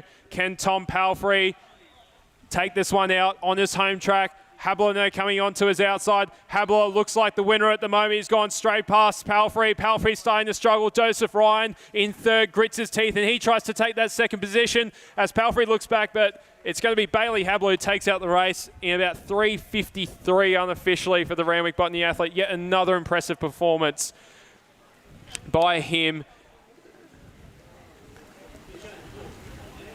Just 16 years old is Bailey Habler. Matt Dawson coming across the line here with one of our Sydney University athletes. There's Kyle McIntosh to Sutherland. And I think that's Dave Costello from Delta in 8 with Julio Ruiz de Villa, Campbelltown, rounding out the field. Great race there. Yeah, fantastic race. So for those in the stadium, if you're in the first of our 10K races, so that's the men's B race and the women's championship race, you need to be down at the start line right about now. So make your way down there. But yeah, fantastic race, that men's 1500. They shared a lot of the work up the front. Get away from Lauren Reid. Good luck, mate. So Lauren heading down for the women's championship race. And yeah, so the boys shared a bit of work up the front there, Tom Paffrey and the young Randwick athlete Bailey Habler. Habler just too good in the straight.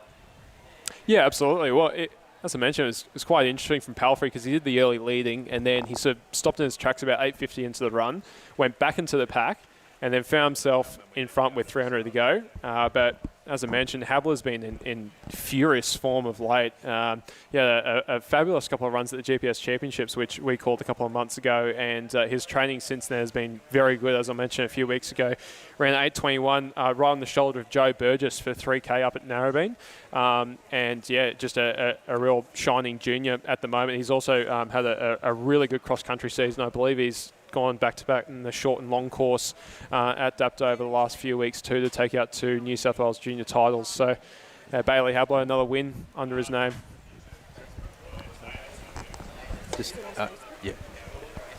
So just being asked where you can find this live stream. So the Athletics New South Wales Facebook and YouTube pages is the answer. And for those watching at home, hit that share button now because we're about to get into the 2 championship races this evening. The women's title, it looks to be probably a race of 3 up the front, I think, with one of the South African athletes who, I'm not sure if she's registered in New South Wales and eligible for the New South Wales title. We better check that. I'll just have a look at our start list on Ainsley, and she's showing as run crew, so I think I'll read that as Ainsley being eligible for a state medal. I believe she is, yes. And but yeah, so those are probably the 3 favourites, as we've been saying in the preview. Marnie Ponton of Bankstown Athletics, of course, one of the World Cross Country Championship representatives at the Aarhus World Cross titles in the senior division, and Lauren Reid, of course, with certainly, I think, definitely the best range in this field, being a low 2-minute 800-metre runner and also able to compete up over the road and cross country 10K distances, and has her crack at the track tonight. And of course, Ainsley Van Grunt, who is also part of that World Championships team in Aarhus, but of course for South Africa. The men's B race, we should have a look at that field as well, Jimmy. There's a much bigger field. As we mentioned in the preview, that this race has been seeded and put together, albeit the men's B will run with the women's A, but all going well, unless anyone's got the better of us on seed times, the women will be at the front of the field and so won't get any advantage by having the men in the same race from a pacing perspective. It'll be interesting because I do think that some of the guys up the front may actually be not far behind or maybe right with the ladies, which you see it a lot on the road races, particularly the World Major Marathons, which there is pacing in World Major Marathons. Sorry, Joe, I'm just going to interrupt for a moment. So if anyone's here in the stadium, because we don't have spectators, ordinarily lap scorers would be here with their spectators, but if anyone's in the stadium and is able to help out with the lap scoring duties for these championship races, if you're able to make yourself known to the officials down at the start-finish area, so anyone who's in the stadium and able to help with lap scoring, please head down there now so we get this race underway. Sorry, Jimmy, I interrupted you about the marathons. Not at all. Like I was just mentioning that on all of the road races, you'd see so the men and women running together a lot of the time. A lot of those sub-elite men will feature with the lead pack of the women to work together in a very unofficial capacity. So we may see a little bit of that here tonight because there are quite a few gentlemen in this race who are very capable of running 33 minutes, maybe even quicker on a good day. So expect to see an interesting race, whether that happens. But as we mentioned a couple of times before in the stream, you know, it is Ponton versus Reed really for that state title in the women's championship. And interesting to see how those tactics play out. As we were saying in the preview, you would expect Marnie to not want to leave it too late in the race. At some point she'll want to put a bit of a gap into Reed, because if it does come down to a sprint finish, Lauren, of course, has that 800-metre leg speed. She's been a national 800-metre final, national mile final. Of course, she was very prominent in the Albie Thomas mile here in December last year, where she was really in that final 5 over the last 400 metres and in front of a lot of athletes that we thought would be in front of her in the preview. So Lauren can absolutely mix it up with the best of them in the middle distances. The question is, I think this is the first time running 10,000 metres on the track at this level, I should say. I think did she go around at Zatopek? Yeah, I think she did run at Zatopek. So as from what I saw on her World Athletics profile, 33.49 is her 10,000 metre PB, which I believe was run Zatopek 3 years ago. So she does make a return to the 10,000 metre distance tonight. I think it might be a second go at it. But yeah, no, as you mentioned, Lauren's range is almost unrivaled in New South Wales, because you've got a 2:03 800 metre PB and a 72-minute half marathon PB, third at the Melbourne half marathon last year. So yes, you'd say, okay, Marnie may have to put a move on to avoid that 8 to 1500 metre kick towards the end. But Lauren has got exactly the same half marathon PB, bar a few seconds, as Marnie. So we talk about Marnie's, half marathon aerobic base. Well, Lauren sort of has that too. So that's why it makes for such a fascinating battle. So if you're watching at home, send us some of your predictions for this race, not only for the women's championship, but also for the men's B race. No doubt there's plenty of stories in that one as well. And let us know who you're watching at home. I just keep looking over my shoulder to see how we're looking on the start line. Everyone's still just getting marshalled down there. So while they're doing that, I don't think we'll have much of a gap, I should say, between these races. So let's have a look at.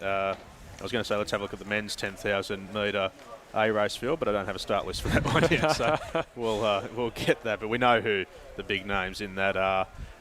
Benny Sain, of course, Ed Goddard, Kieran Tall, and James Niparis, of course, who comes up. And the real question here, I mean, obviously, we often sit here and make predictions. We'll do it in December at the Albie Thomas, when we'll have 3 months of racing on the board to work with. But the difficulty we've got at the moment is that we've really got 2 races to work with, both on the same course, one over 5K, one over 10K at the Dapto cross-country course, a couple of months apart. So, James Niparis gets the better of Ben St. Lawrence a couple of weeks ago at Dapto over 10K on grass. Does that give Nipper the edge from a tipping perspective going into 10,000 metres on the track, which Ben, of course, has run an Olympic Games at and held an Australian record at? It's a fascinating race to try and make a prediction in with the limited form on the board given the circumstances of the year. Well, I certainly think it shortens his odds, if anything. I don't know if it makes him favourite, but it certainly shortens his odds. I think Niparis has really enjoyed the longer distance races. I was actually having a chat to Joe Burgess, who we saw earlier in the steeplechase, and James really likes to run October to December, the longer races, coming off that winter aerobic base. So I think we saw that aerobic base really come to the fore in both the short course and the long course cross country. I wouldn't be surprised if he is right up there tonight once again with Benny Saint. But Ed Goddard, Ed's a really interesting runner. He's either really on or not really there. And I think tonight he's going to be really on, based off his form from a couple of weeks ago where he came second and actually got over the top of Benny Saint in the long course cross-country championships. And he really needed to do that too, because the short course, I thought he was a little disappointing at. I expected more from him out of the short course. I know he had some issues with iron levels and things through the early and middle part of the year. May well have been an explanation for that. But Ed did just have a little flat patch for a while there, albeit in pretty ordinary circumstances for everyone this year. Been interesting to see how the athletes have dealt with the circumstances of this year differently. Obviously different personality types, but Ed's comes back into the track, which is where he does his best work, and gets the chance at a distance that he does like the 10,000. He's probably about a 5,000 metre runner, but he's certainly 5 to 10 10,000 metre athlete, and and gets his chance to sort of bounce back a little bit tonight. Although Dapto was certainly a step in the right direction at the cross-country titles. Yeah, absolutely. As you just have all of our officials already keyed. By the officials, yeah. Not uncommon for us. You mentioned Ed and his form over the 10K cross country a couple of weeks ago. He also ran the 14 flat indoor 500 just in March, so just before the world changed. He's at the University of Ina in, I believe, New York, and doing some great things indoors, including that 14 flat 51. So, he's a two-time University Games national champion over the 10,000 metres. His PB is from 3 years ago at Zatopek, where he came sixth in a real breakthrough 10K race for him. 29:04 he ran there at just 20 years of age he would have been. So, coming sixth at Zatopek at just 20 with, a lot more experience runners, many of the runners in there. I think that was Stewie's made a national title as well. Yeah, I think it was. Right. So that's a great run by him. And like I said, when Ed turns it on, he really turns it on, and he really is up there with a chance for the title tonight if he's in that form. Ran a brilliant race as well in Naples as part of the World Uni Games in the half marathon. Him and I think Ed Trippus were in that race as well from our club. So, no doubt that Ed has the class to run at this level. But another good example of an athlete who's been impacted more than others by COVID, in that he was over in New York studying at university, running in the collegiate system over there, and has, of course, had to come back to Australia, and really it's impacted his whole life. It's impacted his studies and his training. So it's been a challenge for Ed, probably more than a lot of the others in this field. So I'm just keeping an eye. They look like they're heading out on the track now. So here we go. They're going to line up for this is the men's B race, as well as the women's New South Wales 10,000 metre championship.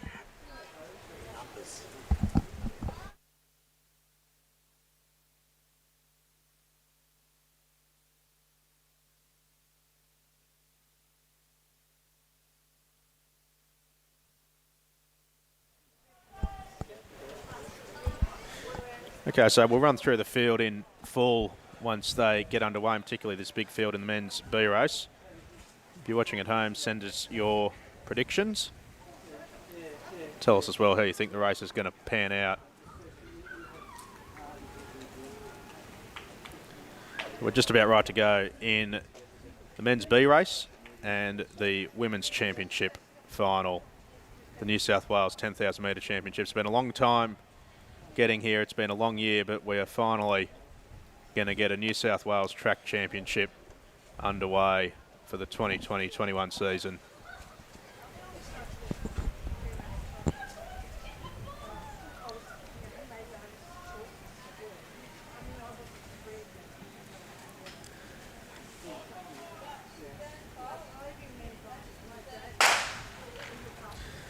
So off they go. We'll run through the men's B field first, then we'll have a look at the women's.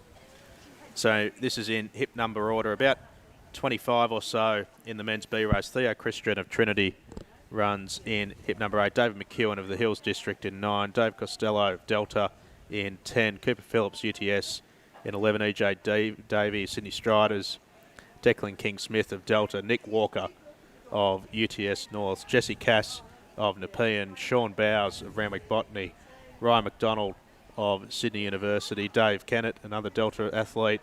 Sydney Striders has Ron Schwebel. Ian Rose is down for the Hills Districts. Keelan Bryan is down as an independent athlete. Daniel Peters of Campbelltown. Peter Sweeney of Athletics East. Damon Simpson of Run Crew. Kobe Stewart of Home Club Bankstown. Michael DiStefano of Sutherland. Carl Batterley of Athletics East goes with his teammate Wayne Cooper. Jack McPhee, of course, of the Sydney Athletics Academy, head coach there, goes in hip number 29. Mark Gregory for Athletics East. Peter Byrne for the Hills District. Dominic Bullock for Rejuve Runners, and Wayne Bullock rounds out the field for Bankstown Sports in hip number 33. And, of course, in the women's championship race, Karen Blay of Kembla Joggers, Laura Simon of the Newcastle Flyers, Audrey Mere Hall, Sydney University, Marnie Ponton of Bankstown Home Club, Ainsley Van Graan of Run Crew, the South African international, in hip number 5. Lauren Reid of Delta running in hip number 6, and Rosie Webber rounds out the field for Run Crew.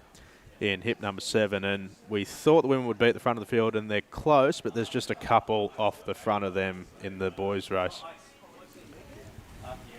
In fact, quite a few by the looks of it. So I think that might be the long locks of Declan King-Smith from the Delta Running Project in front of Don Bullock of Rejuve Runners. So they're our front running pack of 2 at the moment, as we can see, definitely see Ponton in view there, so and also the Reed just in front of her. Yep. So this, of course, combined race, but we're going to try and pay as much attention as we can to the women's championship race. So we'll get some a good sight here of the leaders. So, yeah, Dave Kennett of Delta sitting in the lead of the race of Dominic Bullock. But we'll have a look further back in the field and pick up the leading ladies there. And you can see Lauren Reed just sitting there on the rail there. There's that hip number 6 with the shoulder strapping on, and Marnie Ponton from Bankstown wearing hip number 4. So those are the 2 leaders in the women's race. I'm just looking for Ainsley of Run Crew, who I suspect is going to be in the next group of athletes.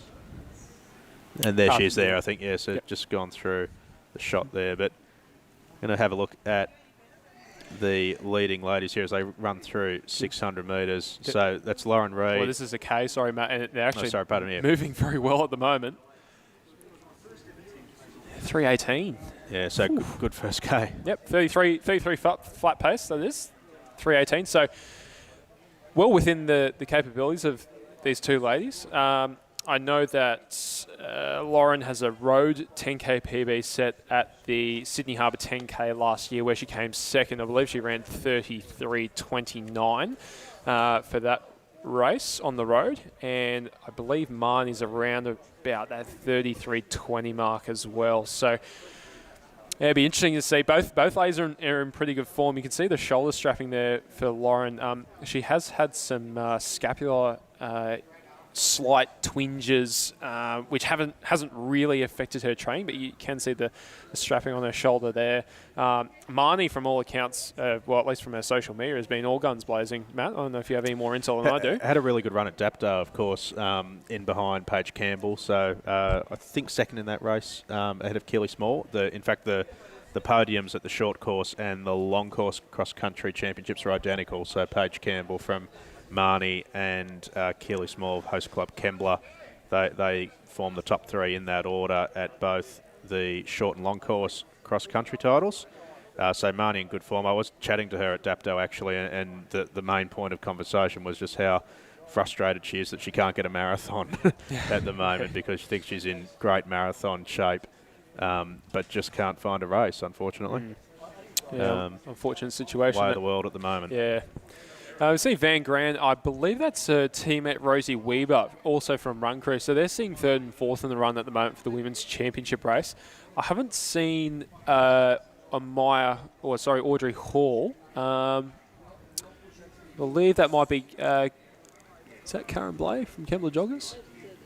Yeah, it looks like, I think it's an old Kembla thing. Sorry, Newcastle Flyers. My apologies. So that's yeah. Laura Simon for Newcastle Flyers. So she sits at 5th at the moment, which is interesting because I thought Audrey may be up there. We can just see coming into shot, that is Audrey there. So she's currently sitting in 6th place at the moment. We'll see if she can sort of make up a bit of a gap on Simon there from Flyers in 5th. And we have one more female in the race. That's Karen Blay. Incredibly talented Masters runner. And there is Karen in the visor, just out the back there. Our front running men in the B race just passing her there. But Karen Blay, a brilliant Masters runner for her age. It absolutely fits the feel. When you stand next to Karen, you just think, wow, she's been running a long time, and she continues to do so at the 10,000 metre championships and do it very well. With Lauren making an early move here. I'll let you chat about that. Yeah, so we're just coming up to 2,000 metres now in this race. So they went through 3:18 for the first K. The splits were tracking for the leading ladies.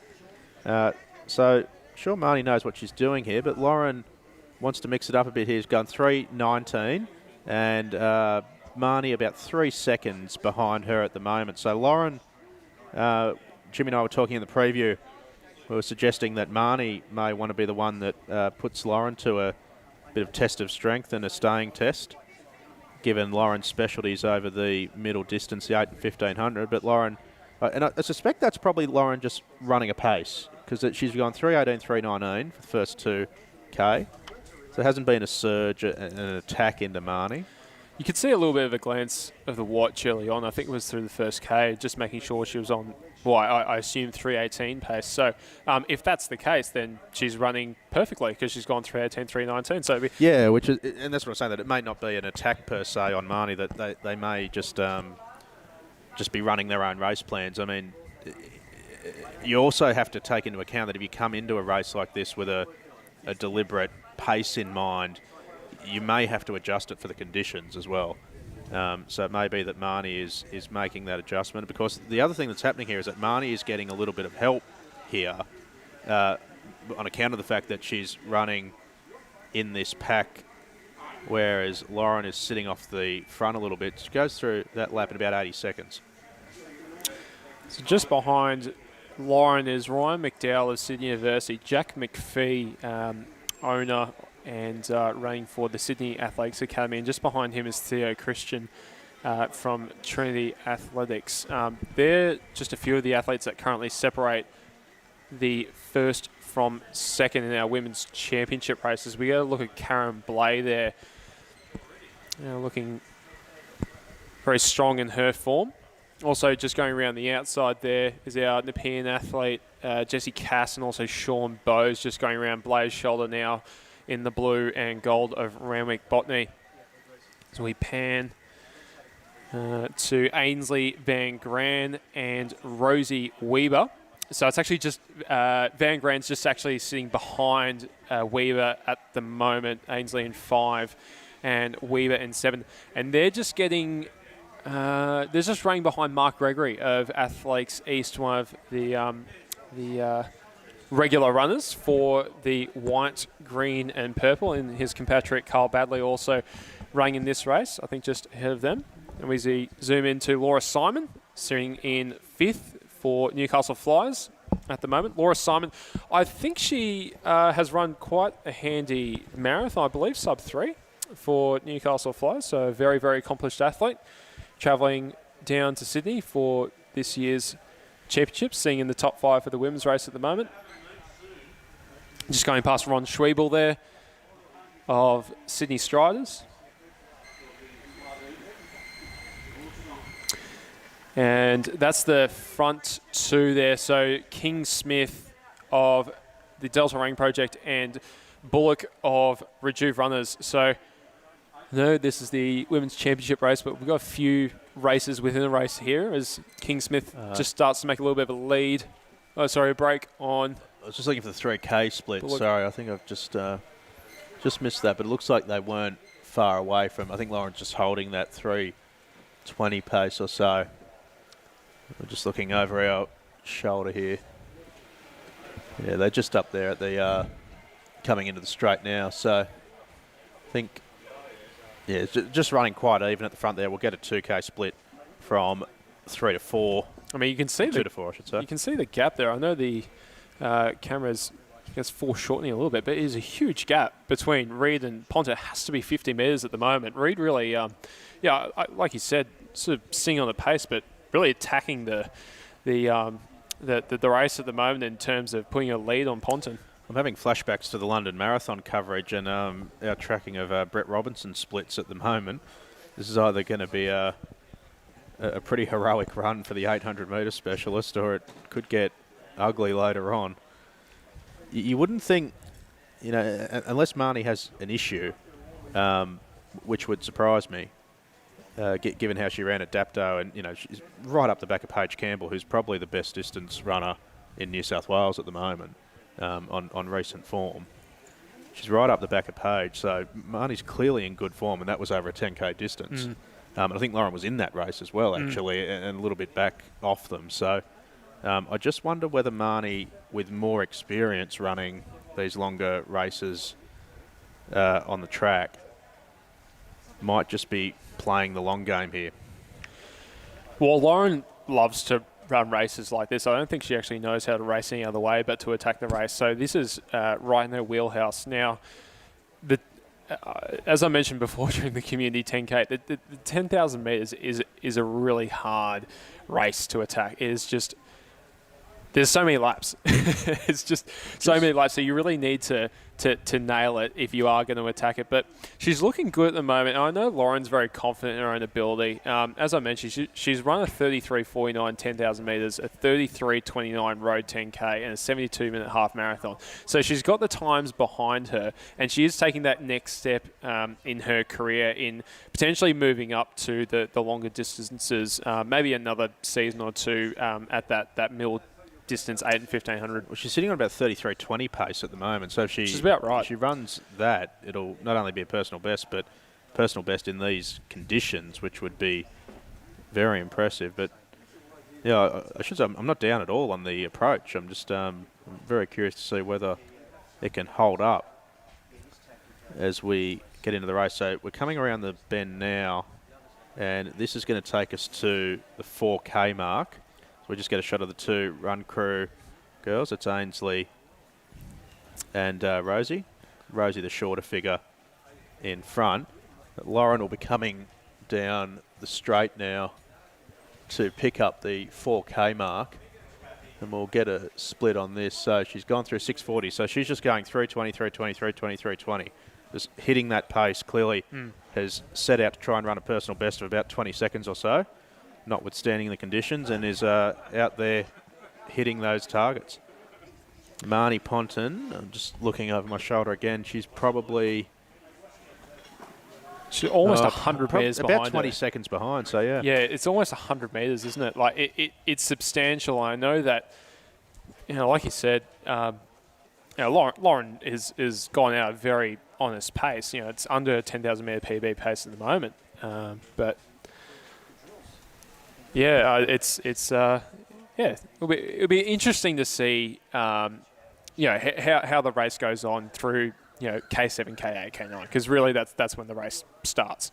You see a good shot there of Audrey Hall, the Sydney University athlete. She's sitting in 6th spot at the moment in the Women's Championship. Audrey made a comeback to the track in the PN Inns Club 3,000 metres last weekend, running well over that distance. So we'll see how she fares tonight as we pan back to Van Gran in 5, the taller of the two run crew athletes there, with Weber just in front of her. It'll be interesting to see how those girls work together over the next few kilometres as well. And we go a good show of Reed. So, as I mentioned, just seeing behind her is one of our Sydney University athletes, Ryan McDowell, getting a nice sit on the leading female. Isn't that always nice? Getting not that I've been in that position that I was going to say I wouldn't either. But it's always good to. I've heard it good sit in training sessions on elite females, but the problem is I only last about half the distance of the rep that they're doing before I sort of fall to the ground. So now you're bragging again. So interesting race here at the front. I must say, did the preview earlier and didn't see it going down this way. In fact, we probably predicted the opposite. So great to see that we've had something unexpected thrown into the works. Not far away from halfway now. Jeez, I haven't seen that for a while. The Bankstown singlet and the white shorts. Who's that? I'm just having a look. Wayne Bullock, Bankstown Sports. Wayne Bullock, yep. And Lauren's got plenty of the boys that want to get on the train. And that's young Theo Christian sitting in behind her with the Sydney Uni athlete. And is that one of the run crew boys in behind them as well? No, Delta. That should be one of yours, Jimmy. Yeah, I think that's Dave Kennett from the Delta Running Project. Getting a nice sit there in amongst the boys. So Lauren is going to come around and get the welcome sign of halfway here. As Sydney Uni athlete just gets up on a shoulder, she'll be grateful for someone to run with here. And we'll get a 5K split on her. It's looking like it's going to be right on that 3:20 mark once again.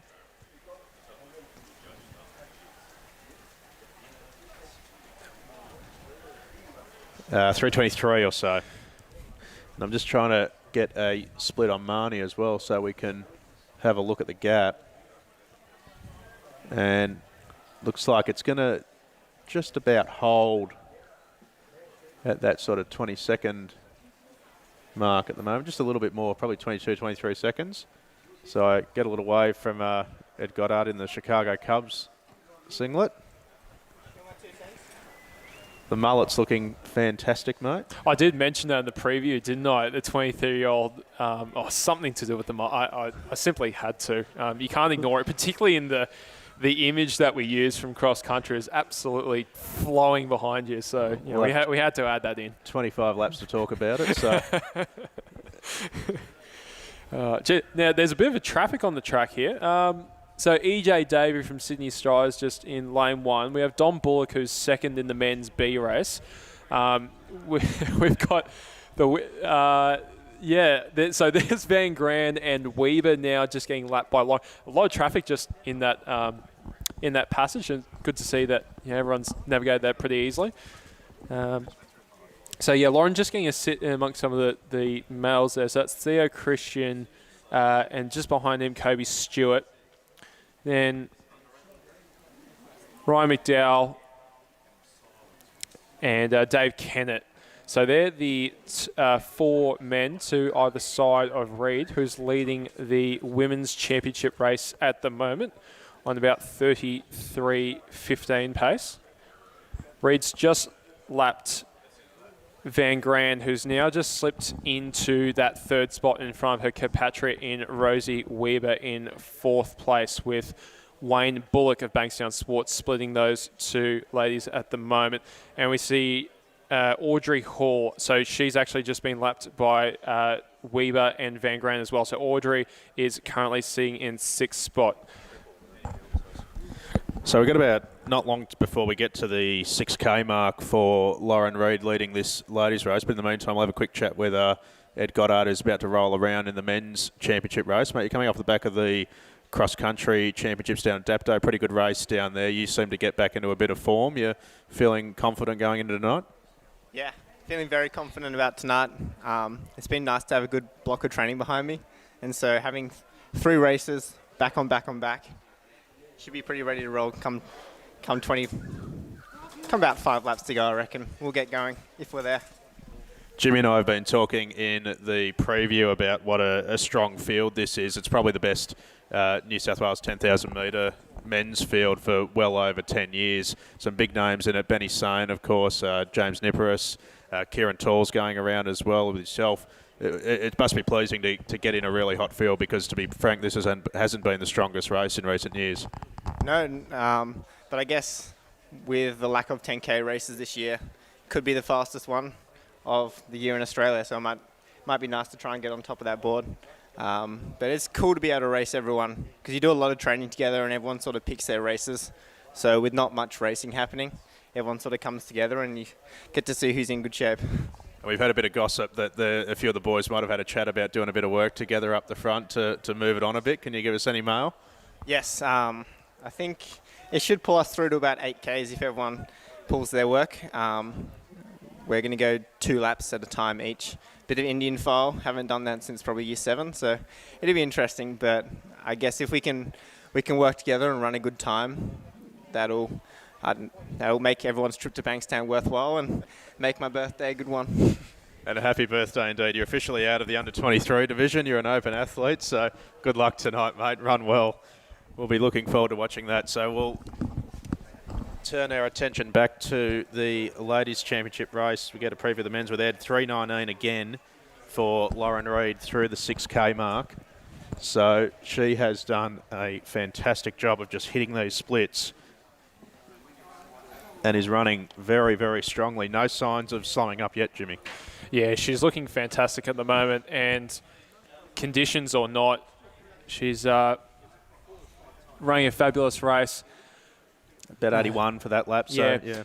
You would just looking at it, just start to see a bit of strain on her face. Now, this is important now. So, as I mentioned, 7K, 8K, this is where you need to start digging deep. She's built the gap on Ponton, She doesn't have to do anything spectacular from here on, you would think, to take out the women's championship, but she does need to stay as consistent as possible over these next 5 to 6 laps. Well, It's the thing crucial. is, if you're going to blow up in a 10K, you're going to blow up big. So you can lose a lot of time quite quickly. I mean, there's a real laboured face on the look of Reid as we saw her go around, and she's got this big gap on Ponton. Ponton does look quite comfortable there. There's no strained facial expression there. But as you say, she has built up quite a lead there, and with only a little bit less than about 3.5K to go now, you would think it would be enough, but still a bit of running here to go.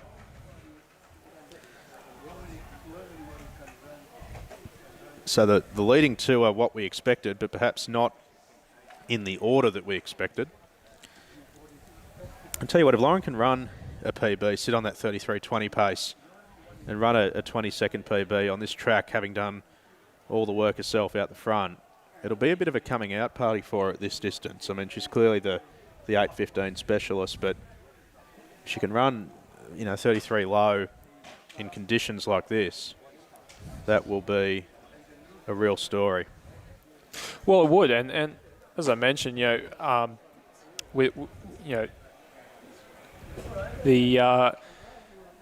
way she's going, and I think it's just that natural progression. Lauren, by absolutely no stretch of the imagination, is getting on in quotation marks, but she probably does have a limited amount of time at that real top elite level in Australia to run 8s and 15s.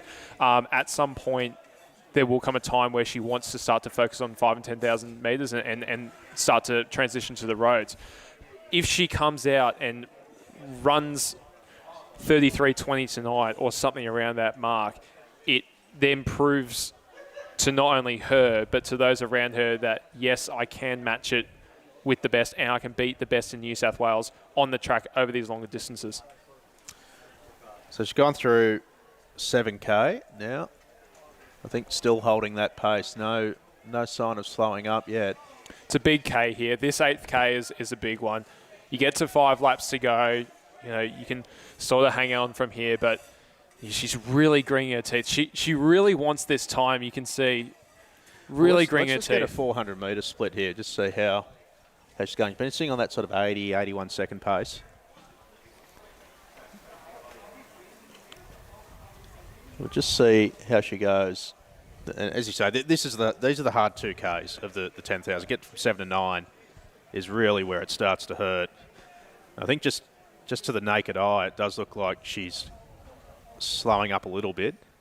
We'll see whether that's borne out by the clock.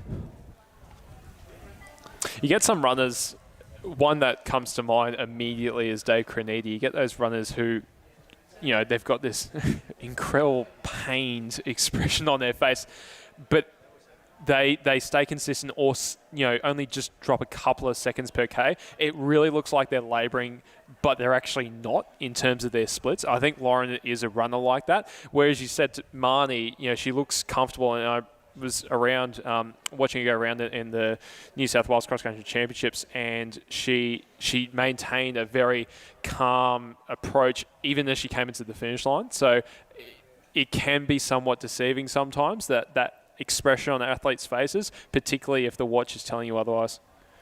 So this will be telling speed. That's 80 seconds now. So it certainly has slowed a little bit, but not dramatically. So that was about an 84. So it's come back a bit, but you wouldn't think enough to cost her this championship at this stage.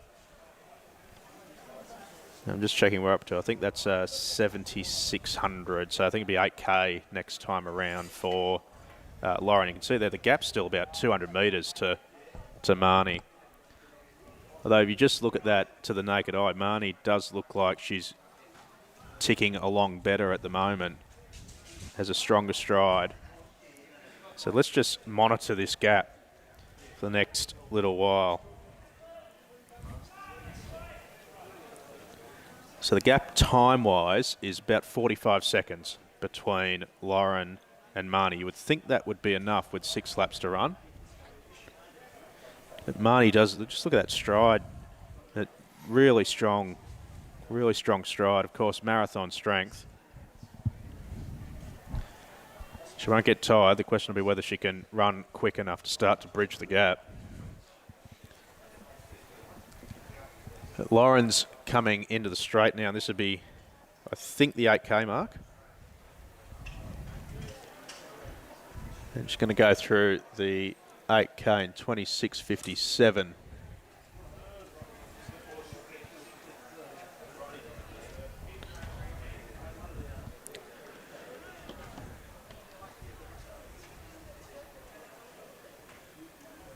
So 5 laps to run for Lauren Reid at the front of the field in the New South Wales 10,000 metre championship. And pleased to say that the conditions have actually eased up for us. There's not a lot of wind around at all. I don't think the rain's falling at all either. So after what looked very grim for a lot of the day, this actually isn't too bad conditions right now, given that I mean, it's clearly a wet track and there's a lot of standing water, but we were expecting worse, I think. I think this is pretty near perfect, to be honest. The wind's really died down. There's no rain around. It's nice and cool for a 10K in the middle of October or late October. So conditions are pretty much as good as they can get, really, particularly with the forecast, with a lot worse than this. So... we're just getting AFL Grand Final updates. But okay, back to the race. We're 3 laps away from the New South Wales Women's Championship at the moment, or are we 4 laps away? No, that's 1,200. 1,200 to go. All right, so mine back on the job. Lauren Reid, 3 laps to go for the New South Wales Championship. I think you're right. That's a mile to run. Mile to run, sorry. So a mile to run for Lauren Reid. Now, she's got a lead. I'm just looking around the track. It's over 200 metres. Something quite catastrophic would have to happen now for Lauren to give up this title. One would think. No, I've just been monitoring the gap, and it hasn't closed to Marnie. I mean, Marnie to the naked eye looks to me like she's running better, but I think, as you say, Lauren, looks like she's doing it very, very tough, but is holding the pace, and she's not going to blow up to that extent. In the space of a mile. And it's just interesting because Marnie, I wonder if it was going through Marnie's mind that she was going to come back to her, like she wasn't just going to extend that late, and it hasn't happened. And she might get a little bit of distance on her, but Lauren's going to run away with this one. I'm keen to have some conversations after the race because this isn't true form for mine, or at least not true to the recent form we've seen. Clearly, getting back onto the track has helped Lauren, but that alone doesn't cause this sort of swing from only 2 weeks ago at Dapto, where the result was, very significantly the other way around. So I suspect something's probably happened more on the Marnie side, but this is a fantastic run from Lauren. Just gone through 250 for that 800.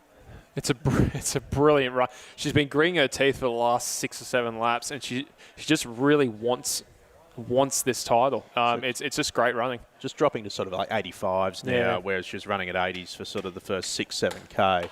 But that's still very solid running. We should be monitoring PBs, actually, because I think she's just these 85s now are probably going to put her just over the top of that, 33.40, 33.39? 49, I think it is, yeah. So she's going to have to close in something pretty quick. Just looking at the clock, she's coming up to the 9K mark, isn't she? I think she's just gone through 9K there, so 30.32. So she's going to have to close in 3:17. So might just be over her reach, but sub 34 on the cards potentially with a pretty decent last K if she can hold on. It's great running, particularly when you think about that PB's run at Zatopek, premier 10,000 metre race in Australia, national championship, been a whole bunch of women around her, I'd imagine, in that race. So far better conditions as well. So so for her that and she's passing some lapped athletes here. There's no other females to work off. She had a few. And she's actually just quick in there. That was 41 for that 200. So she's sort of might have just found another gear here. We talk a lot about how that sort of 7 to 9 is really the toughest part of the 10,000 on the track. We shouldn't underestimate the significance of this. This is this is a real coming out performance for Lauren at this sort of distance. The Zatopek was a good run, but as you say, in a field where there were plenty of top athletes around her, as we just pick up a shot of Marnie, and in fact the gap's extended now because Lauren's already around there, so it's gotten out past that 200 metre mark now. It's a fabulous run. However you look at it, and you know, I didn't want to mention too much beforehand, but she has been struggling a little bit with that shoulder and scapula. She's been working really hard with her strength and conditioning coach on that. So she's not in. Oh, and she also had her wisdom teeth out a couple of weeks ago. I've been doing her training sessions with swollen cheeks, but it's a great run as Lauren Reid comes down into the home straight to take out. One to go, mate. One to go. I was going winding up a big call. I think she's just giving you a wave, actually, as well, to let you know. She's got a smile on her face. There we go. So here we go. Welcome sound of the bell for Lauren. Went through in about 2:04. So she's really holding the pace well. I wonder if that was the old Kipchoge trick where you get to the 39th K of a marathon and your grimace is actually a smile. No, I think she was sledging you, mate. Lauren's got 300 to run. 32 and a half minutes into a 10,000 metres, and you got energy to afford to sledge to the commentator. So we've just gone through 33 minutes. 33:49 is her PB. We might be on track here. She's going to have to find something. It's going to be quite close. She's going through now. She's going to have to close in about 35 seconds or so. Mark Ponton's just got the bell. Yep. So if Lauren can close here with that 800 metre speed we've been talking about for most of these 25 laps, she might be able to run a PB. But regardless of that, I think she's going to be just outside. But Lauren Reid comes into the straight. This has been a breakout performance. We know how good she is over the middle distances. But Lauren is going to claim her maiden New South Wales championship over the 10,000 metres. The Delta running, Lauren Reid is New South Wales champion. 33.52, just outside that PB. In these conditions, brilliant that's a run. Sensational performance. So congratulations to Lauren. Attacked the race against how we expected it would run. As we see some of our B race finishers finishing as well, but coming around into the straight is our second place runner in the ladies New South Wales 10,000 metre championship. Marnie Ponton won silver medals at both the short course and the long course cross-country championships at Dapto, and is going to add to that collection of silver the New South Wales 10,000 metre silver medal. And Marnie Ponton comes home in 34.39 to run a gallant second, doing a lot of that work herself. I think it's still the run crew athletes sitting in at third and fourth, Ainsley and Rosie. We'll see if we can pick them up. I think Laura Simon from Newcastle Runners is actually potentially just moved into fourth, although I may be incorrect on that. She might have been. I think she might have been lapped. So my apologies. Ainsley on screen now, yep. And just it's a good finish here by Ainsley, and her, yeah. just a quick one on her PB, 36.18, and she is going to obliterate that. Yep. This is going to be well under 36 minutes. So fabulous run here by the run crew athlete. Really gone from strength to strength under the coaching of Katie Conlon there at run crew. Fourth at the New South Wales Cross Country Championships, and she's going to go one better here to take out third in the New South Wales 10,000 metre championships. Ainsley Van Gran coming across 35.40 unofficially, and a massive track and road 10K BB. And here comes Rosie Weber, her compatriot from Run Crew, also going to break that 36-minute mark in 35.54 unofficially. Laura Simon with a bell lap to go, sitting in fifth place. So just getting some results as well from the men's B race. So the first two home in that race, we're obviously paying attention to the women's championship title. But Declan King-Smith of Delta, one of your compatriots, Jimmy, got the win in the B race of 32.49. Kobe Stewart second in 33.08. But Kobe's showing at Bankstown. I'm not sure that's right. But we'll check that. And Lauren Reid, confirmation, 33.52.45, taking out the New South Wales Women's 10,000 metre championship for 2020. Another title for the Delta Rain Project. I believe that might be the third in the club's history. Lauren was the New South Wales Mole champion down at the Illawarra Track Challenge. Start of this year it was actually. And Matthew Ho last year in the Sydney Half won the New South Wales Half Marathon Championship title in the first state title for the club last winter. Fortunately, that event couldn't get run this season for obvious reasons, as we see Laura Simon from Newcastle flies. A great run here by Laura, 37.18 unofficially for Laura Simon. That's a great run by her as she comes around in 5th place for the Women's Championship. As we've got some of our gents coming through with a couple of laps to go. We see EJ Davey on screen. One of our great supporters of Athletics New South Wales and Run New South Wales events. He loves to chat with the officials. You could just see some hand gestures there to a couple of our lap scorers down there. Yeah, I think we've got Audrey Hall sitting in 6th place. You can see Audrey coming to shot shortly. As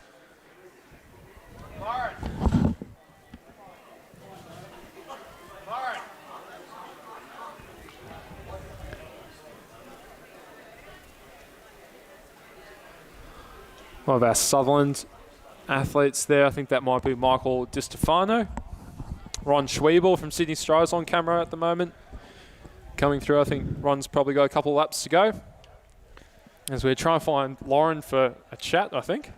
We might just see if we can get her up here. I know she's down there chatting to the officials. We'll see if we can get Lauren upstairs for a quick chat. Just before this men's championship race gets underway.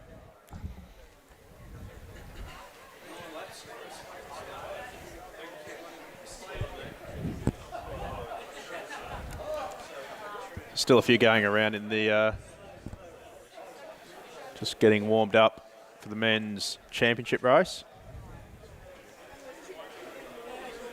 A really good contest that's going to be. As we're saying in the call, the conditions have thankfully improved. As Terry Manns shakes his head at me, you wouldn't get this at Campbelltown, mate.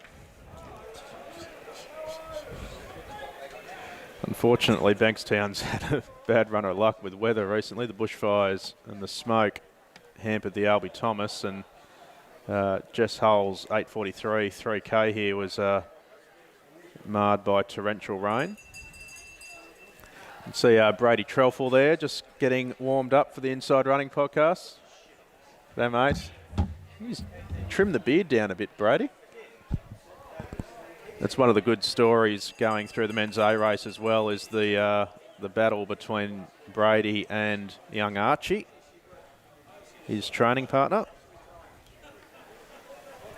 So I think we're just trying to track down Lauren Reid. If we can find her, we'll have a chat with her.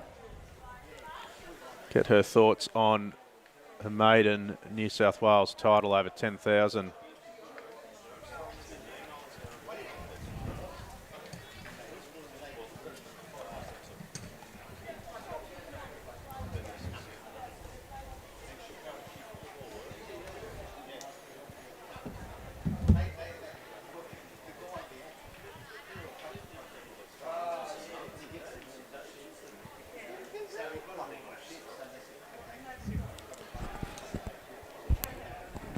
So we're not too far away from a start in the main event of the evening. Men's championship race, we've been saying in the call, this is the best New South Wales 10,000 metre title for a number of years, probably over a decade. Great to see some depth in this field and a lot of the top athletes getting around the event. Brady posed the question this morning whether this is the best 10,000 metre race in the men's side in Australia this year outside of Zatopek. I think he's probably right about that. We'll be borne out on that on time. I think we've heard enough from the boys that there's going to be a real intention to work together to make sure this race moves along a bit and everyone gets the chance to run a bit of time. You heard from Ed Goddard during the women's race that they think they can get that to 7 or 8K. And if that's the case, we could be in for a very exciting last 5 laps of this race or so.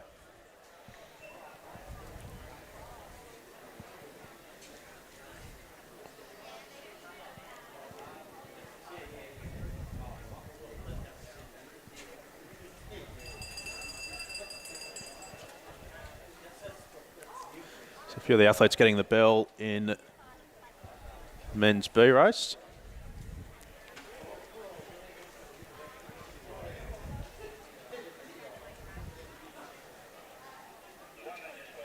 So I think I'm about to be rejoined by my commentary partner, who might have got some confirmation on whether Lauren was sledging him with 500 metres to go in a state title.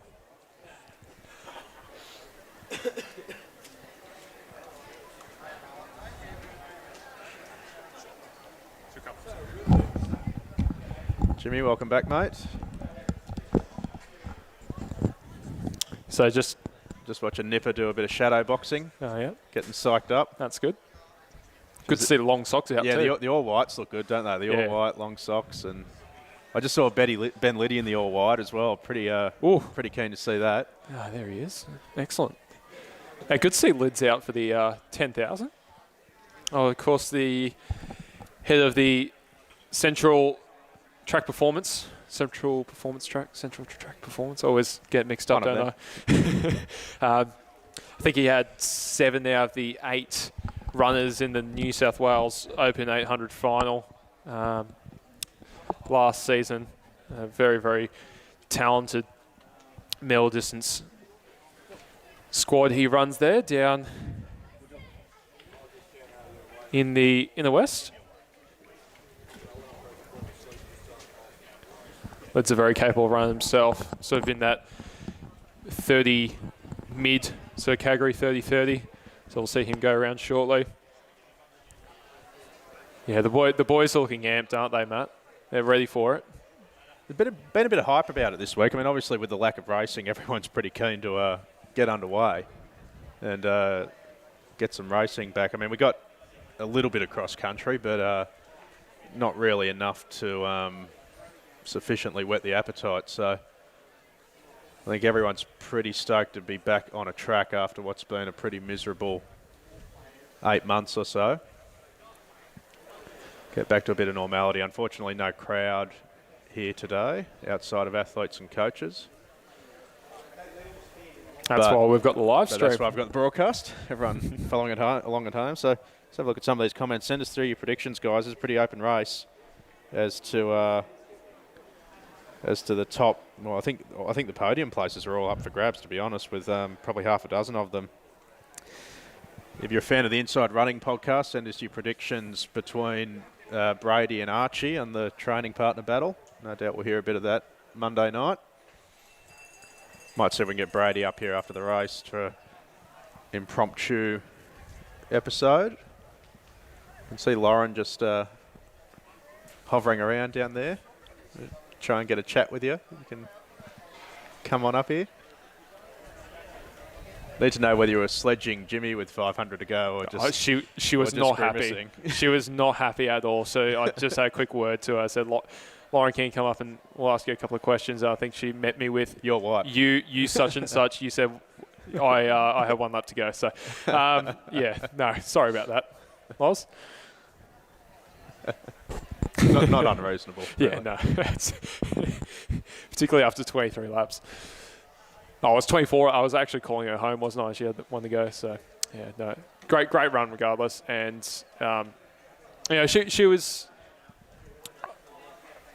I think she wanted a little bit more in terms of the time, but I don't think she could have actually given any more considering she never really had a pack of women to run with like she would have had 3 years ago when she ran that 33.49. So I think conditions in terms of the weather, but also the race situation as well, I think she ran that pretty much as well as she could as to where she is at the moment.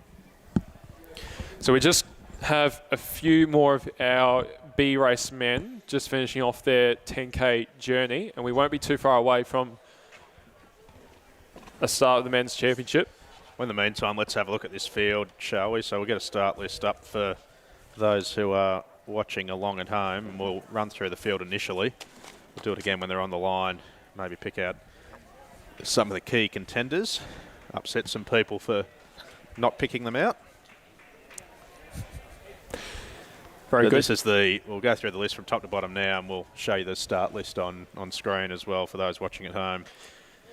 So for hip number 1, we just spoke about Ben Liddy goes for Sydney University. Hip number 2 is probably one guy that we haven't talked about a whole lot, but he's going to be right up there in Kevin Batt, the 2-time Irish 5,000-metre national champion.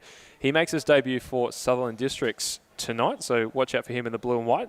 In 3 goes Sam Hopper from Run Crew. In 4, one of the favourites of the race, James Nippris, two-time cross-country champion from this year, goes to Sydney University. In 5 from UTS North, another one of the young guns that we haven't spoken a lot about, but he will be contesting right up the front, will be Charlie Doherty. In 6 from Bankstown Sports, Aaron Spiceberger Parker makes the trip from Canberra. In 7 from Run Crew goes Jake Shaw. In 8 from Delta Rain Project, Matthew Ho. In 9, also from Delta Rain Project, is Jack Maxwell. In 10 from Bankstown Sports, Matthew Cox. In 11, Run Crew's Jack Green. In 12 from Run Crew goes Kieran Tall. In 13, the Villanova University athlete Joshua Phillips from Sydney Striders. In 14, Matthew Hudson from Run Crew. 15, Drew Fryer from Randwick Botany.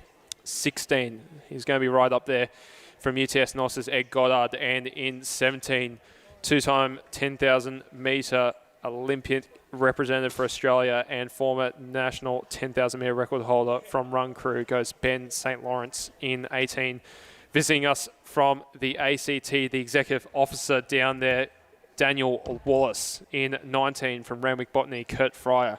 20 from Bankstown Sports, Daniel Franken. 21 from Run Crew, Sam Shield. 22 from Kembla Joggers, Miles Goff. In 23 from Run Crew, Tom Middleton. 24 from the Bendigo Bats goes Brady Trelfall. In 25, his compatriot, Archery Reed. In 26 from UTS North, Leo Peterson. 27 from Bankstown Sports, Hamish Wallace. 28 from St. George, Ben Toomey. And 29 from Sutherland District's Jacob Foster. What a great, diverse race. So many great athletes and so many different walks of life. We've got steeplechasers, we've got middle distance specialists, we've got Olympians, we've got a couple of interstate athletes. But before we talk about them in full, EJ Davey from Sydney Striders, a cult hero and just an absolute legend, comes across the line and finishes yet another Athletics New South Wales event. Hands on knees, job well done, EJ. As the championship race for the men is just moments away. This will be a really exciting race. This is the best field that we've seen in a long, long time for this championship. And as we mentioned before, probably one of the better 10,000 metre races in Australia this year. All right, so I'm going to put you on the spot, Jimmy. Who have you got? Give me a top 3. I have to go Benny Saint. I have to go Benny Saint just based on he's made the Olympics twice for this very event. He's been good in the cross country. I think like Reed, he's better suited to the track. So I'll go Benny Saint just in front of Nipper. I think Michael Nitschke from South Australia gave that exact prediction as well. So thanks, Nither. And third place is really open. I think it might be Goddard, just based on how he ran at Adapto a couple of weeks ago. Bearing in mind, because it was only 2 weeks ago, it's probably the best indication we've got for form. So St. Lawrence, Nipper, Goddard for me. Okay, so they're on the line. Let's go through the field. We'll go through it quickly. In hip number 1 for Sydney University, Ben Liddy. In hip 2, Kevin Batt, the Irishman. In hip 3, Sam Hopper. In hip 4, James Niparis, the Australian representative for Sydney University. Charlie Doherty, one of the talented youngsters in hip number 5. Aaron Spiesberg Parker in hip number 6 for home club Bankstown. Jake Shaw in 7. Matthew Ho in 8. Jack Maxwell in hip number 9. Matthew Cox, sub-220 marathoner, goes for the home club Bankstown in hip number 10. Jack Green and Kieran Tall of Run Crew, another of the talented juniors. Josh Phillips, speaking of talented juniors, for Sydney Striders in 13. Matt Hudson, Jabba, goes for Run Crew in hip 14. He's a smoky chance in this race too. Drew Fryer has been doing great things in the junior categories for Randwick in hip 15. Ed Goddard of UTS, one of the big chances, Australian representative. And, of course, the two-time Olympian Ben St. Lawrence goes in hip number 17. Daniel Wallace from the ACT, the boss down there, comes up to New South Wales to run in this race. Kurt Fryer of Randwick Botany runs inside of Daniel Franken of Bankstown. Samuel Shield of Run Crew goes with Miles Goff of Kembla. And Tom Middleton, another of the Run Crew athletes. Brady Trelfall of the Inside Running podcast fame in the Bendigo Bats gear goes in hip number 24 ahead of his training partner Archie Reid of Tassie. Leo Peterson for UTS in hip number 26. Hamish Wallace goes with the Tattoos and the Bankstown singlet in hip number 27. Ben Toomey for St George in 28. And Jacob Foster in hip 29 for Sutherland District rounds out the best New South Wales 10,000 metre championship final field in well over a decade, and they're in the hands of the starter.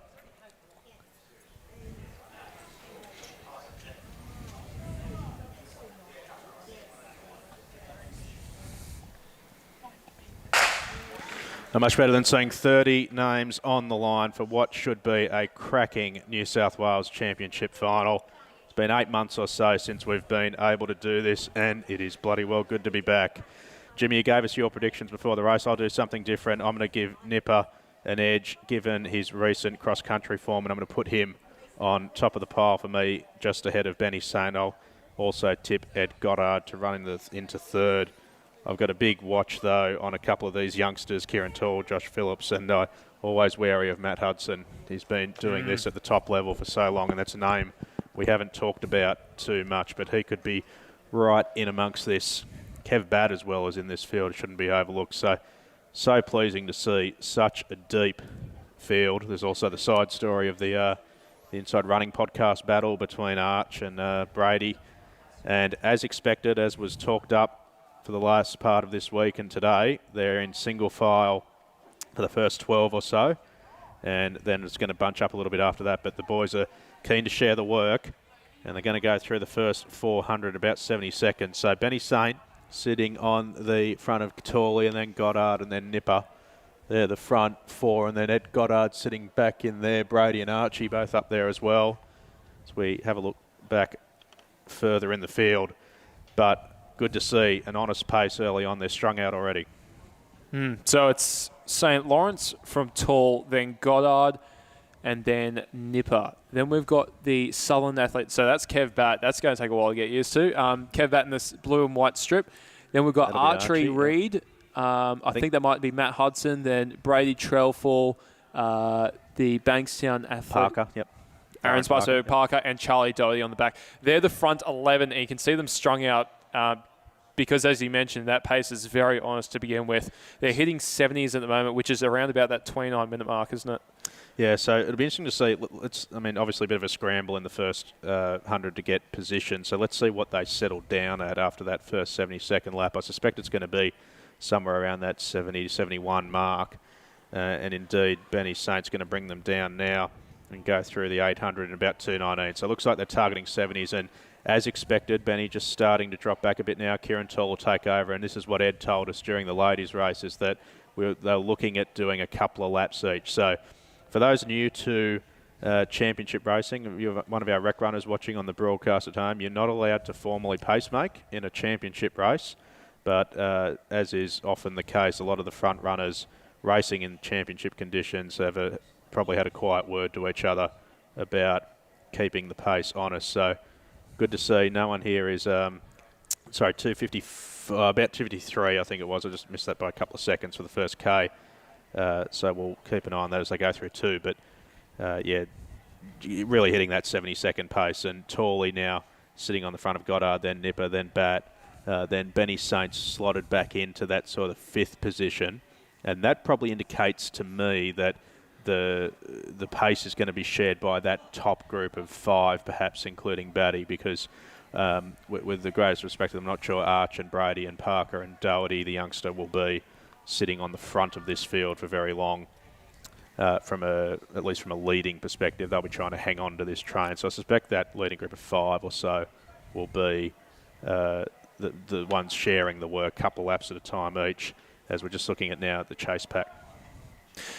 So we saw on the front of the chase back there, 13, I think it might have been in the light blue, or it might actually be the New Zealand kit. So that's Dan Wallace. Now, Dan Wallace is the brand new executive officer of Athletics ACT, the 32-year-old getting the gig just a couple of weeks ago. Now, Dan is an incredibly accomplished marathoner, has run 2:19 twice, both Berlin 2017 and London 2018, and comes into this race as probably somewhat of a dark horse if his form is anywhere near that 2:19 marathon shape.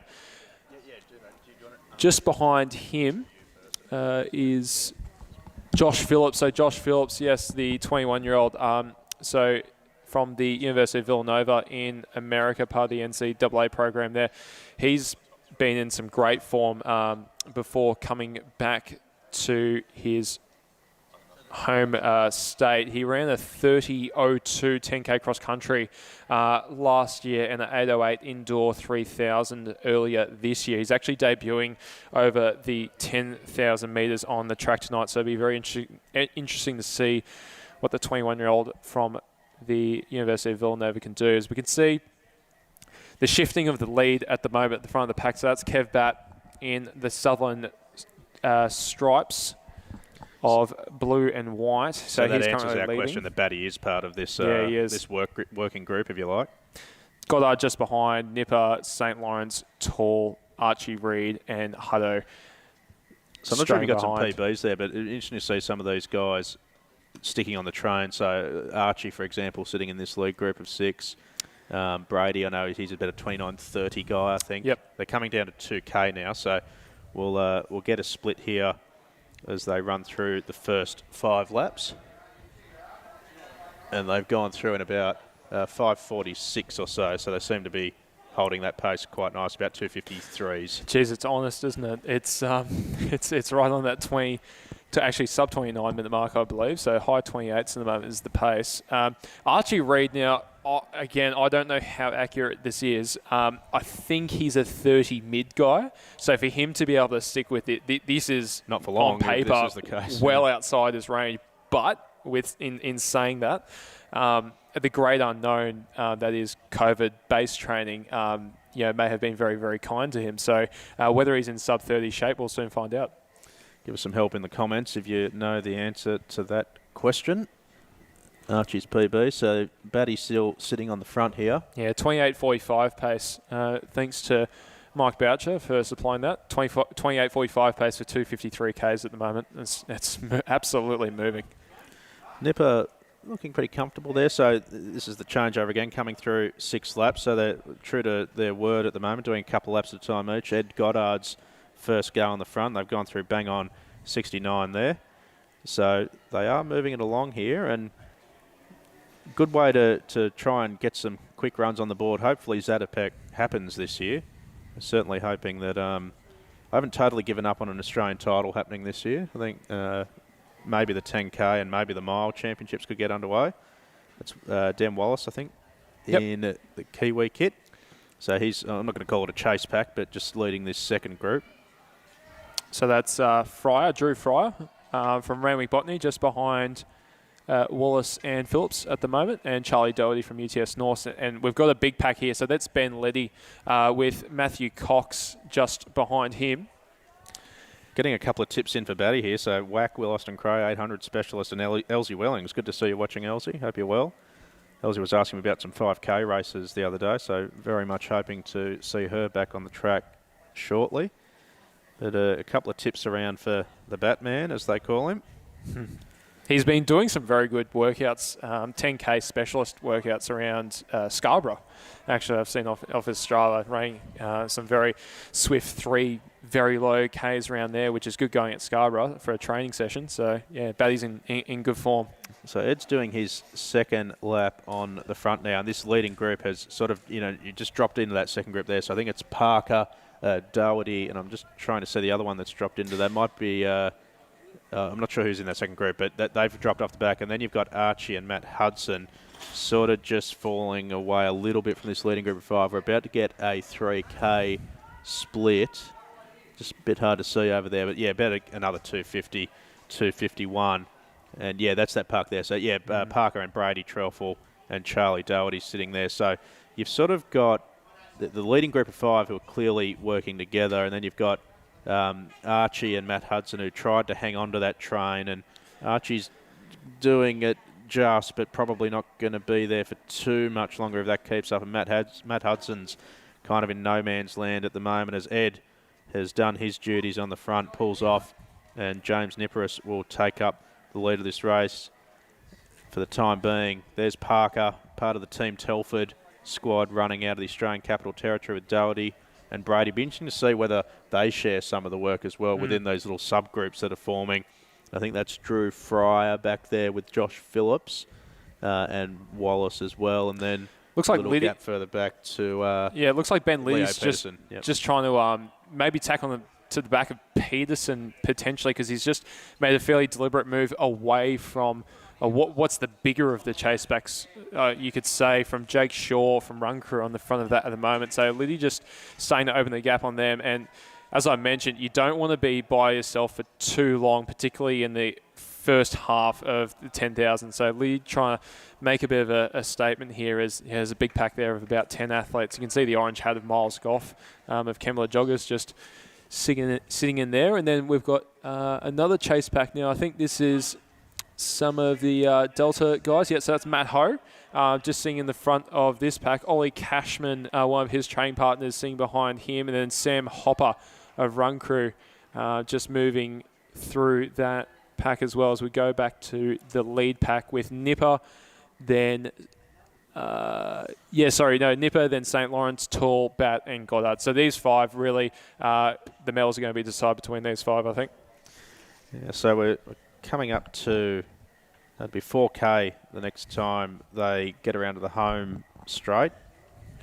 Should be the 10 laps on the board, so I expect Nipper to peel off there, and then that'll be 2 each that the leading group of 5 have led. See, Benny saying that if we're to be believed how we understand the plan is, then we'll probably see exactly what we've seen now once more, which will take us through the 8K, and then I expect it'll be a free-for-all from that point on. We've got to see whether these 5 can all stay in that group for another 10 laps, but that'll be the test. So they're coming down to 4K now, as Benny Saint, the 2-time Olympian at this distance, resumes control of the race at the front of the pack. And they went through, 251, 252. So spot on, holding the pace. You can see Nipper just dropping back a little bit on the shoulder. He'll go to the back of this train, I imagine. Tawley, the youngster from Run Crew, originally ETS, now sitting in second, ahead of the Batman, then Goddard. Nipper's done his work and goes to the back. So the leading group of 5 working together very nicely. Yeah, they're going really well, aren't they? And we can see Trelfall, Doherty and Parker in this small group of 3. Now, I wonder what's going through Archie Reed's mind at the moment. He's spent 3K with the lead pack. He's now just ahead of Matt Hudson, who you mentioned was in no man's land a couple of laps ago. Just 19 years old as Reed. I just wonder whether a slightly more experienced head may have just held him back and ran with Trelfall from the start. We'll soon find out whether that risk is going to pay off. Archie's now in no man's land as well, because he's well far enough off the back not to be getting any real benefit out of sitting on that leading pack. So the figure of Hamish Wallace just sitting on the outside there. Good to see him back running. I think he was targeting a 31. We haven't talked about the conditions during this race. We've talked about it before the race, but it's actually almost perfect now, with the exception of the standing water on the track. and that's getting cleared up a little bit. You can just see a nice shot of that there, actually, with some of the water condensed up on the rail. But I don't think that'll be bothering that leading pack too much. They'll all be in the spikes, I think. And there's no wind around of any real description. A little bit of humidity in the air, but it's nice and cool. So it's actually probably a really nice time to be running now. Well, we're also, I know we're delayed at about half an hour or so, but it's probably to the benefit of the athletes as well. It's definitely dropped 2 or 3 degrees. I'm pretty tempted to put a coat on at the moment. So, really nice conditions. Again, based on what was forecast earlier. One of those chase backs, I can just see 3 out of the 4 athletes, and we might potentially get them in shot shortly. Matt Ho, Ollie Cashman, and the third Delta athlete, 3 out of the 4, all working together with Sam Hopper. Jack Maxwell. Yeah, so Jack Maxwell, Matt Ho, and Ollie Cashman working with Sam Hopper. So that's a really interesting battle with 3 of the Delta guys, all in amongst all training partners, all 150k week guys. So that'll be an interesting little race within a race, as we can see Parker, Doherty, and Trelfall just ticking along quite nicely together as a 3 as well. So we want to hold everyone accountable. We're coming up to halfway. The leading pack of 5 is pretty much established. We can assume the medals are going to come out of there. So if you're watching at home, give us your top 3. We want to see who gets closest to that. Don't just give me a winner, give me a podium. Let's see how everyone goes as we get another look at the watch there. Sorry, I actually just missed that. So 53 again, and it was about 14.25 through the 5,000 metres. 28.50 pace. So, yeah, they're really going here. I mean, if they can hold this up and run sub-29 in October on what's been a pretty average day, that's going to bode well for a lot of those guys' domestic seasons. Just looking at another one of these packs now. Matt Cox is sitting on the front of that group. Cox is a 2:19 marathoner. He's sitting in there with Jake Shaw of Run Crew, Hamish Wallace in behind them as well as one of the Ramwick boys. It's Drew Fry. Too, Drew, the youngster. Yep. So good group going there. And then Kieran Tall is doing his duties on the front of the lead pack with the Batman in behind him, as you say, still adjusting to him wearing that Sutherland singlet. Ed Goddard, we haven't mentioned the mullet yet. Just got a really nice shot of it flowing on the back of the UTS singlet. Getting some predictions coming through now. Bit of love for Nipper, bit of love for Batty, bit of love for Goddard, so they're sharing it around. Well, just looking at the top 5 here and their PBs. Now, obviously, Benny Saint, 27.24, former national record holder before. Probably won't be in danger. Probably not in danger tonight. I was just about to say till Stewie got it by a second last year. We know how well Stewie's going at the moment. So, obviously the best on paper. Let's just watch here, see how quickly they can get around this group, because this is one of the things that's going to slow it up slightly, is the needing to deal with traffic. I'm sure everyone, and you can see good form there, everyone getting onto the rail to try and minimise the extra distance they've got to cover. But sort of coming up to them at the worst possible time there on the bend, having to go around this pack. It's not too bad. They're right on that lane 1 lane, aren't they? The curve. So probably a couple of metres at most, I would imagine. 100 metres of curve. And Tolly, so that wasn't a full. I'm not sure if that was not a full 2 laps for Tolly, or whether he couldn't do the full 2 laps. But he's just been given the hurry up, isn't he? Yeah, he's just pulled out and let Batty and Goddard through. Yep. And then he was having a real good look over the shoulder for where Benny and Nipper were, and I think they all just got a bit disjointed going around that pack. So normal service resumed back into their single file.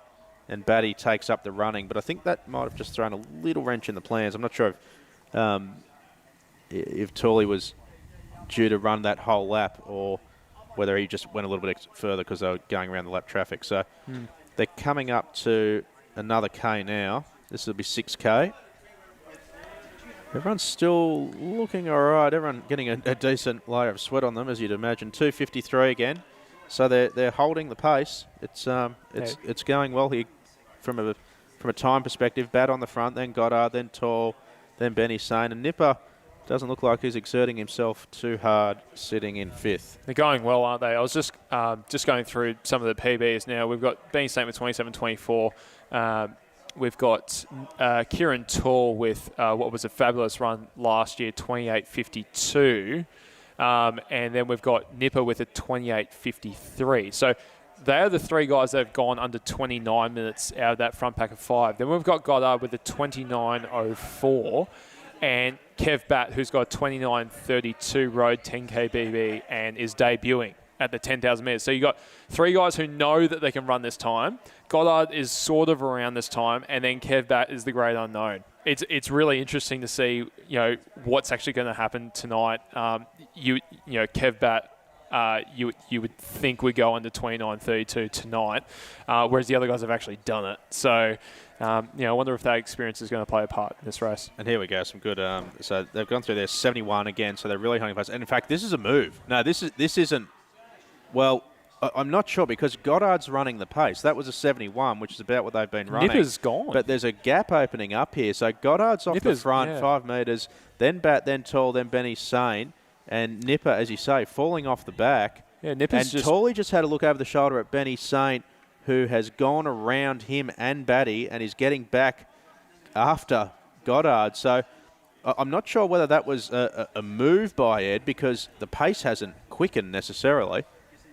He's just gotten off the front of them. So I just wonder if a few of these guys are starting to tie up a bit. And indeed, Batty's starting to fall off the back of this group too. So we were talking about getting to 8K. That's not going to happen. We got through 6, and then the race has started. So I think you can assume that the working together part has gone out the window, certainly for the 5 of them. Maybe let's see whether this lead group of 3 want to share any of the workload now.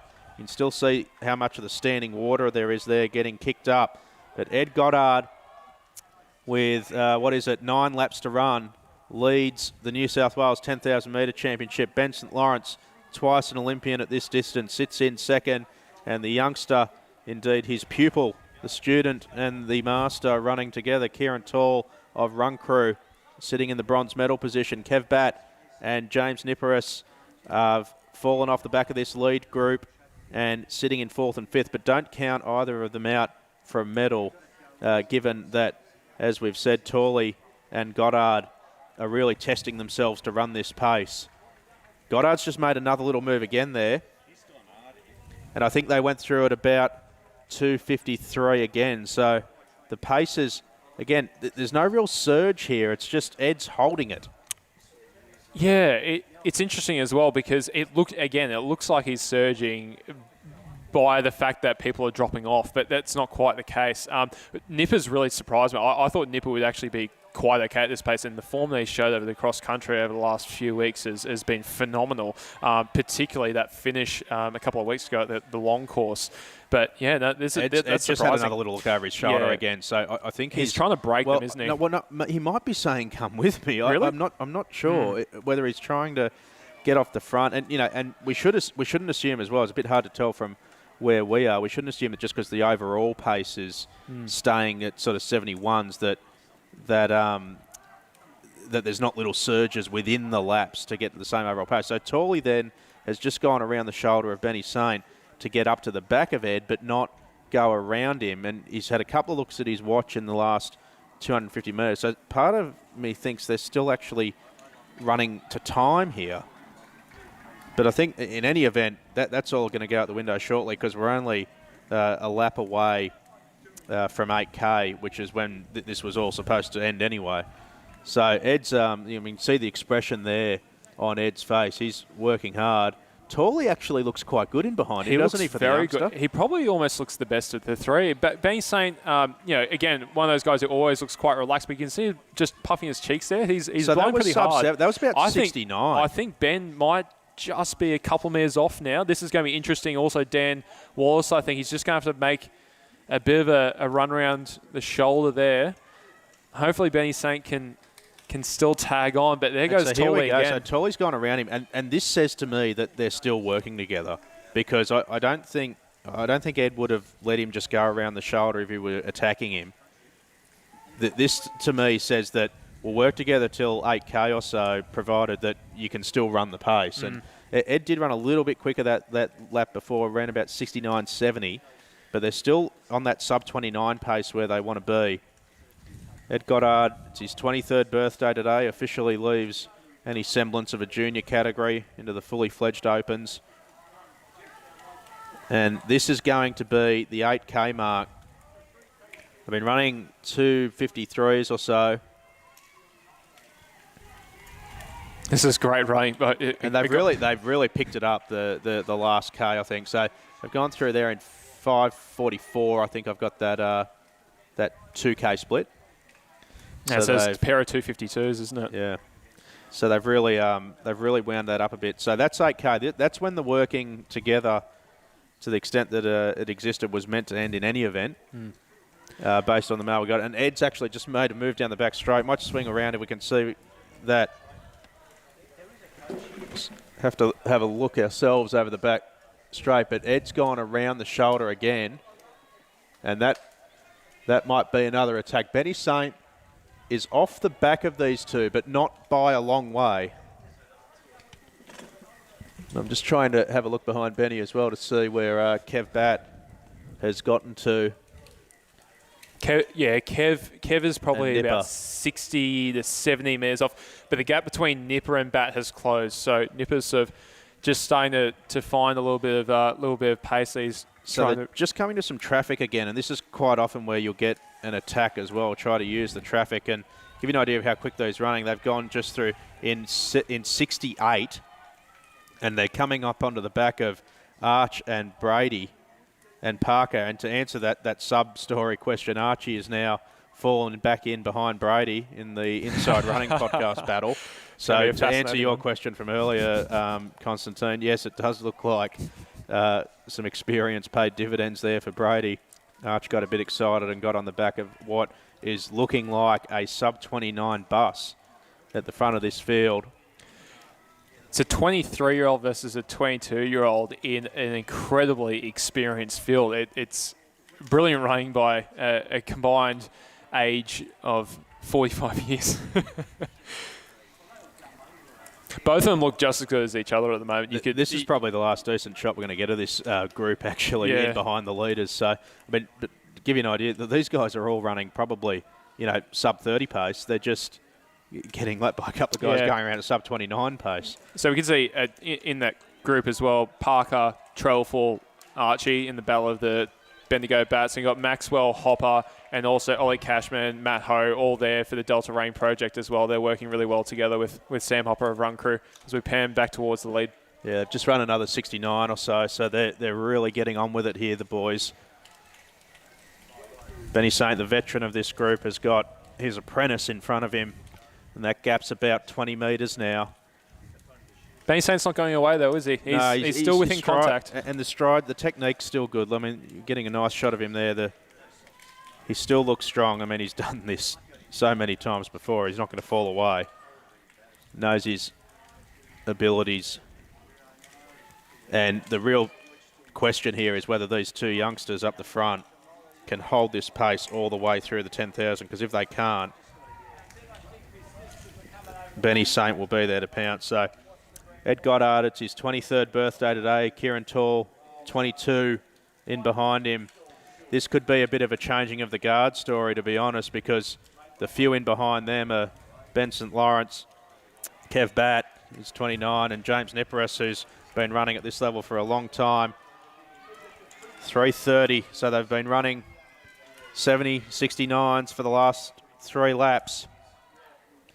There's just 800 metres to run in the New South Wales 10,000 metre championship. We've talked through the week about how wonderful it's been to see the depth in this field.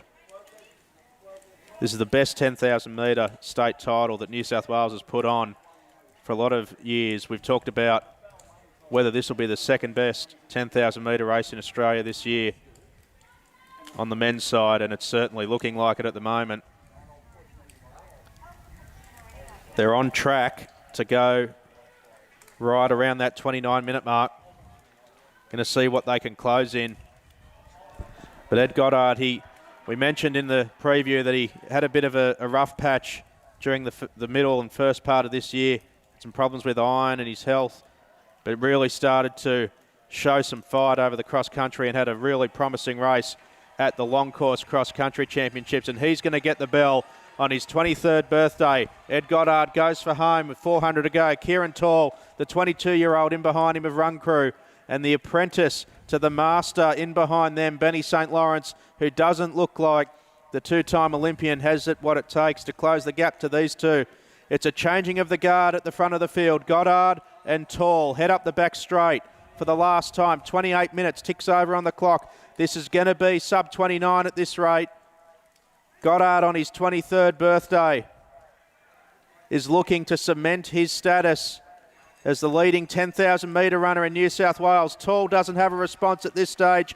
He's working hard, but that's a gap of about 10 or 15 metres. It's starting to close up a bit now. Tall is coming at him. Has Goddard gone too early? Into the straight, 100 to run in the first New South Wales Championship of the domestic season. Goddard, in his 23rd birthday, and Kieran Tall in behind him. Tall is not going to get him. And Ed Goddard leads a new generation of distance talent in New South Wales, 28.45. Kieran Tall second, and Ben St. Lawrence, the master, takes out the bronze medal.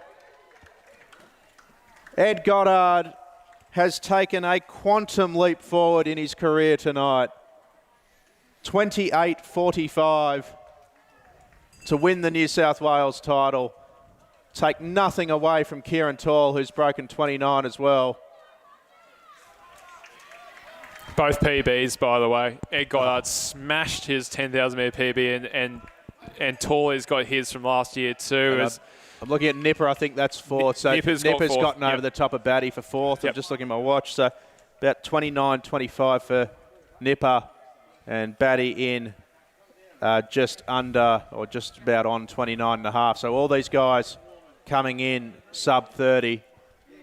That's Josh Phillips. Josh Phillips. Yeah, that's a sensational run. 29.41. Yeah, he'll be happy with that. And Matt Hudson in there, 29.46, under 30 as well. So anyone getting up to the line now is going to break the 30-minute mark. I think that'll be all of them for the time being. Let's have a look at this Inside Running podcast battle between Brady and Archie. Speaking of, Brady in the home straight, I believe. He's just pulling out here. Yeah, so Brady's going to get over the line now. Brady's 30, first. There we go. 13. So just outside the 30-minute mark. And then Aaron Parker of Team Telford Bankstown crew, 30.22. Archie Reid. And here's Archie, who went with the leaders early, 30.24. The new boss of Athletics ACT, coming in round about 30.5. Doherty coming across the line there. Yeah. And Drew, that's a huge run by Drew Fryer, actually. Yeah, 30.39. He'll be, for the 19-year-old, be very happy with that. We've got some official times coming through. So confirmation of Ed Goddard's win in 28.45.84. Sensational performance. Just 2 seconds away. Kieran Tall, 28.47. Ben St. Lawrence, Kieran's coach for Run Crew, 28.50. Just seeing some of the other athletes coming across the line. Miles Goff, I think, under 31 minutes. That's a huge run by the Kembla Joggers athlete. Big PB for him. I think that's Jack Green has come across the line. Hamish Wallace across as well at about 31. Some very, very good athletes coming across the line still in 31 minutes. It's showing the amazing depth that we've got in this championship race here tonight. Here comes Matt Ho, the Delta Rain Project. 31, 33 for him. There's Sam Hopper. That's a big run by Sam Hopper. I think that's another big PB. First time under 32. So all other athletes coming across the line. Ollie Cashman there for the Delta Rain Project. PB for him, well under 32 minutes. There's Jack Maxwell completing the Delta Trio.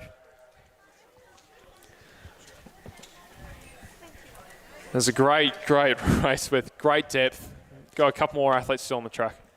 And it just goes to show the races you can get when the athletes get around the events as well, because you don't get that depth unless everyone gets out and supports it. I mean, understandable, everyone's very keen for a race at the moment, but it needed those top 10 athletes to enter this race to make it what it was. And, you know, guys like Brady and Archie to drive 8 hours up from the border towns to compete. So a big thank you to everyone for getting around this event. A big thank you to the team at Athletics New South Wales for getting the event on, and the host club Bankstown. A lot of work's gone in given the present circumstances. Stick around because we're going to get a word with Lauren Reid, and we'll get Ed Goddard up here as well. So if you're watching at home, stick around and hear from the winners. We'll see if we can track Lauren down for a chat. No, she was just off doing a warm down. And we'll get Ed Goddard up here as well to reflect on, I think the story of the night is a generational change in 10,000 metre running in New South Wales. Yeah, like I said, you've got a 23-year-old followed by a 22-year-old with many, many more experienced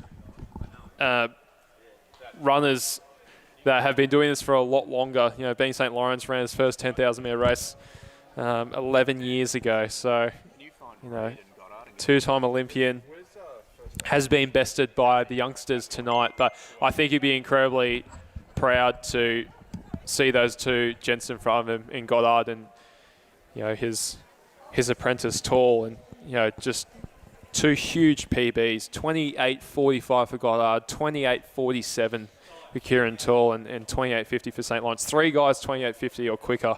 You'd be hard-pressed to find another state in Australia producing those sort of results at the moment. Well, as we said, you know, during the week and in the lead-up, that Brady posed the question this morning of would this be the best 10,000 metre race in Australia outside of Zatopek. I think I'm not seeing a better race than that happen on the men's side. You know, I know Steigen do their 10, and it's a great event, that particularly with the team's focus. But I don't think I don't think anyone will be getting quicker than that this year outside of the national title. I'm very pleased to say that we've managed to track down Lauren Reid.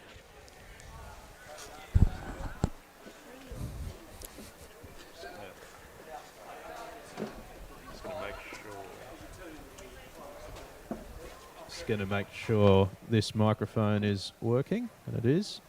We'll get Lauren to come down and join us.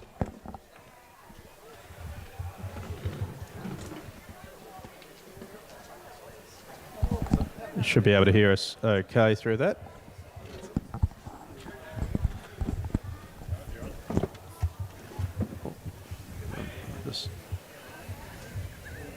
I'll just muck around with the buttons here. Come in here, Jimmy. Get in the shot, Lauren. Just try a social distance, mate. I think I'll let that through the keeper. Very pleased to say that we're joined by Lauren Reid, who made Jimmy and I look a little bit silly, I've got to say, during the race. In the lead-up, we thought that Marnie might use that cross-country and marathon strength to put you onto a staying test, but you attacked the race and took it on, and you must be thrilled with that. Yeah, I'm happy. I didn't attack it like I normally do. I thought it would be a bad idea to go out and do my usual, go to the front and go really hard for 25 laps. So I tried to be fairly conservative and just get in a comfortable bubble and sit there and see what happens. So I'm happy. Would have been happier with the PB, I'm not going to lie, but it's good to get a win. It was really touch and go around that PB, and it looked like that first 6-7K you really wanted to target your times. You were really consistent, just hitting lap time after lap time. I had a level with you. I had no idea what times I was running for the laps at all, but I felt like I was running pretty even, and I just wanted to do that and not get too caught up in the times, because it's a lot of laps to keep track of the time for. So I just wanted to sit in a pretty even place and then see if I had a bit of something at the end, which I think I did, at least for the last 400, or was it 800, James? Someone told me I had one lap to go when I had two laps to go. I knew this was going to get brought up. I'm not going to forgive you for that. Can I ask you a question instead of giving you a statement? Yeah. Talk us through two things. Firstly, you're running 25 laps for the first time in 3 years, but also not having a pack of elite women that you would have had 3 years ago at Zatopek to do. So how do you firstly keep consistent as you said you were, but also having those B race guys coming, staying with you for a couple of laps, then leaving, then the next pack? How do you sort of block that out and just stay nice and consistent for 25 laps? I really just tried to keep in a little bubble in my own head and just not think too much about who I was passing or who was passing me, because it got a bit confusing with kind of being lapped and lapping people and skipping the puddles and whatnot. So I really just tried to get in my head, think about what I was going to eat for dinner when I finish, the drive back home, who I'm going to do my long run with tomorrow. Just getting a little comfortable bubble. I remember watching Jen Lacaz do I think Zatopek the last year, and I noticed that when she was running, her eyes were just really focused on the person in front and really steady. And I actually had messaged her about it and said, like, I noticed that, and she said, yeah, I just try and get in my own little bubble, keep the eyes focused, and just get in a rhythm. So I was trying to channel my inner Jen. Turns out I don't have an inner Jen, but that's what I was trying to do, just stay in my own little headspace. And yeah, it's very different when you've got those fast girls around you and you've got a bit more oomph. But that wasn't tonight, and that's okay. Well, and that goes to exactly my point. You know, she had, I think it was Andrea Sekafine from Canada with her for 9.6K right. before Jen dropped the hammer. I mean, she did drop the hammer. Yeah, that's right. let's just say that there was a Sekafine in this race. What do you think you could have been capable of? I was hoping, maybe overly optimistic, but I said to my husband Matt this morning that I would love to run sub 33 or at least low 33. Even he raised his eyebrow at that as perhaps a little overly optimistic, but I like to set myself big challenges and go out hard, and that's my style. It's what I do, and still haven't quite figured out what the sweet spot is with the distances, so might as well give them all a whirl. And well, that was going to be my question to you, because you know you've stepped up now. You're New South Wales champion over 10,000 metres, and I don't think I'm speaking out of school to say that we've had some conversations about how long do you stick with the middle distance before stepping up, as so many athletes do as they get a little bit older. Yeah. Is that a sign tonight that you? I know you still love the 8 and the 15 and want to do some shorter stuff. Has that played on your thinking at all now? Not really. I'm still enjoying running fast, really fast, and I still feel like there's a lot more speed to come out of me. I think this year for me has been really good. I've been able to just do layer upon layer of consistent training, no injuries, no illnesses, just able to put the head down. I've never really been able to do that, so I think I still want to see what we've got over 8 and 15, and then after that, I'll do 5 and 10. So tell us about the plan from now. So I mean, it's obviously been a pretty awful year. We're finally back track racing now, assuming that nothing untoward happens. We have a season that we're going to get underway now. Crossed. We kind of know what it looks like. Yeah, that's right. You ran so well at the Albie Thomas last year in probably the best middle distance race that we've had in Australia on the women's side for that's right. a long time. That was a really good run. What does the calendar look like for you? How much further ahead have you thought so far? Haven't really. So I'll definitely be at the State 3K, and I want to give that a really good whirl and finally get under 9. Outside of that, I'm not too sure. Definitely giving the 8s and the 15s a whirl. I've done 1.8 and I ran a 2.04, so I'd like to get that back down into a 2.02, 2.03 and see where the speed's at. Yeah. Well, unless there's anything else from Jimmy, you're the New South Wales 10,000 metre champion, so congratulations on that. You've opened up, I know you've had a couple of runs, but you've opened up the season proper with a gold medal. So yeah, I'll take that. And thanks, guys, for putting on another awesome meet, and all the hard work behind the scenes. Love your work. Sorry about the rain again. One of these days. I don't mind the rain. It must be the Scottish in me. I don't mind it. So. We've had 3 or 4 years of wonderful conditions at Bankstown. The last 12 months we've just been smashed. So I'll keep coming back. Rain, hail, shine. Thank you so much, guys. We appreciate having you. So thanks very much, Lauren. Congratulations, and very pleased to say that we're going to bring in straight in the new champion on the men's side, Ed Goddard. I won't shake your hand because I'm not allowed to. But, mate, you must be you're feeling pretty good. You've brought your mullet up here. I have. You're a birthday boy, and Yes. you've got a state title to show for it. I know. I thought I had to win because it's my birthday. Otherwise, I'd have to put up a pretty disappointing Instagram post. That's what it's all about, isn't it? Ed, talk us through, I guess, really the point of the race where things drastically changed was around about that 6.5K mark, where Nipper sort of dropped off, bat not too long after, and then it was Benny, you, Torley. From 7K to 8K, was there much of, okay, we're sticking to the plan in changing leads, or was it races on? Because we had to run 69 flats, we were running sort of 69 points, and then we were running a few 68s, and we're going well. But then the sort of 2 laps before were like 70, and I was like, I should pick it up a bit. If I'm leading and I feel good, like we might as well get back on pace. So I probably picked it up a bit too quick. I was pretty excited to see how I was feeling. I sort of looked around, and no one was coming with me. I said to Ben, I called back, I was like, mate, if you want to take a lead, like, more than welcome. Well, that's what we were. You may have heard us over the PA, but we're a little bit confused in the call as to, we understood that the plan was probably to try and get 20 laps in. And then there was a move here around the first term where you were going around some lap traffic. Yeah. And it just sort of got disjointed a bit. And then there was a look over the shoulder, and we weren't sure whether that was, come on, guys, get back on, or no, I've made a tactical move to try and open up a gap there. Well, it was good because I guess I led like 3 laps or something, and then Kieran was there, and I was like, mate, do you want to lead? And he said, yeah. I was like, okay, you lead 2, I'll lead 2. He led 1, and he's like, take the lead. I'm like, I'm not sure if he did maths in high school, but it's not too bad. So I was like, okay, I'll lead my 2, and I'll see if he's ready. And so I turn around, I'm like, mate, do you want to lead? He's like, I'm buggered. I'm like, well, doesn't really help me. I still got 3.5 laps to go. And so I guess he wasn't too buggered because he hung around, but yeah, I was glad I'm able to close in the 63. I don't think I've run one of them for a few years. Wow. And just talk us through, so previous PBs, peak 2017, 29.04. You've gone 28.45 tonight. You've wiped 19 seconds off it. Talk about what that PB means to you tonight in terms of going forwards, but also where you were when you were 20 and now you're 23. Well, I guess I was in a good place when I was 20. I was training with Nick Bromley, Nick Bideau. It was all going very well. Had some problems with low iron end of 2018. I ran pretty badly at Zatopek. I was like, had the opportunity to go to America. I was like, it's one of those things you might as well do. Went over there. Didn't get to run an outdoor season until, I guess, now. But I haven't run really an outdoor season since 2017, 2018.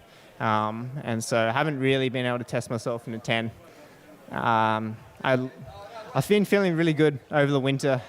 Did some good time trials. Last weekend did the virtual city surf, ran 255s for 14 and a bit Ks. So I was like, that was an unofficial PB. I was like, I better run quicker than that this week. And so I'm glad I did. It seems like, your year probably more than anyone's has been affected in that race in the sense that you're living in the US, running the collegiate system, but to come back to Australia, and it's really turned your life upside down. So. It has. I'll get... Come and say hi to the camera, Annabelle. You got a new girlfriend as well, I do. This is Annabelle. Annabelle. So talk to us, and feel free to bring Annabelle in. Yeah. But how that sort of impacted your training and your racing. Obviously it's the first real race other than cross country, but it's been a bit of a year for you. It has. It's the nice thing about COVID's. It sort of brought everyone together. Like one of my best mates, Josh Phillips. Like he was hour and a half away in America, but I only saw him a couple of times, and now we're hanging out a few times a week. Got Annabelle, she lives with me now, very kindly. And running with Joe Burgess, Kieran Toole, run with Max every day.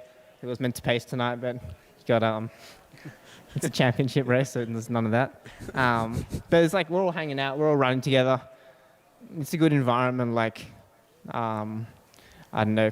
The community in Mossman as well, very good for me. Like a lot of gyms look out for me. A lot of people sort of like cheer me on and get involved. So it's good to be able to enjoy what you do because you put so much work in. You might as well, I don't know, enjoy the lifestyle because it's not too bad if you make a career of it. I'll spare you my usual sledging of Mossman lifestyles. That's okay. We are in Bankstown. I've only got one last question, which is really, I think, about the story of the night, which is that we've had a 23-year-old and 22-year-old run first and second in the deepest state 10,000 metre title we've had for probably well over a decade in New South Wales. And in behind them, you've got Benson Lawrence, Kev Batt and Nipper. I think Nipper got over Batty in the end. But it seems to me like that is a generational change story. What does that mean to you to lead that? And because it's been coming for a few years. I know you had a breakout run at Hunter that we called a few years ago over the 5K. And you've now, but this was a bit of a high noon, really. Yeah. First race back, 10,000 metre state title, deep field, and, for sure. and you've beat some, real legends of the sport. I guess it's funny because I've raced Kieran since we were like 12. So it's cool to be still racing one of your best mates like 10 years later. I think that's pretty special, and especially like we all train with Brom, even Josh Phillips, and like even Batty, Benson Lawrence. Like I used to like look up to him when I was like little running around Centennial Park. And so the fact like, I don't know, we go out and get dinner with him, like we run with him, like race against him, and he's like who he is. It's pretty cool. So I guess it's like, I don't know, pretty happy with how everything's going. Well, congratulations, mate. It's well deserved. Unless Jimmy's got anything else, we'll let you go. But That's okay. It's a big win on a big stage, and Who won the congratulations. I don't know. I'll probably go. No spoilers, all right? Yeah. That's okay. I'm a Brisbane Lions your fan, replay so it was over last week. Me too, So mate. sad. Yeah, it was sad last week. Anyway, won't talk about it. Congratulations, mate. It's a brilliant, okay. Congratulations, performance, and we're Go. looking forward to seeing it. Go Cubs. Go Cubs. And Cubs. LA Dodgers will win in 4 games in the World Series. Well, there you go. You heard it here first. Spoilers there. I think he's undersold it a bit, but that was a sensational performance by Ed and Kieran. I think there's a real danger of glossing over Kieran's performance there to run 28. I'm just actually looking at the time, 28:47 officially for Tooley. That is a breakout performance for him because Ed has been thereabouts for a couple of years. Tooley's taken another step tonight. Well, I think it all started with the 5,000 metre championships in February this year.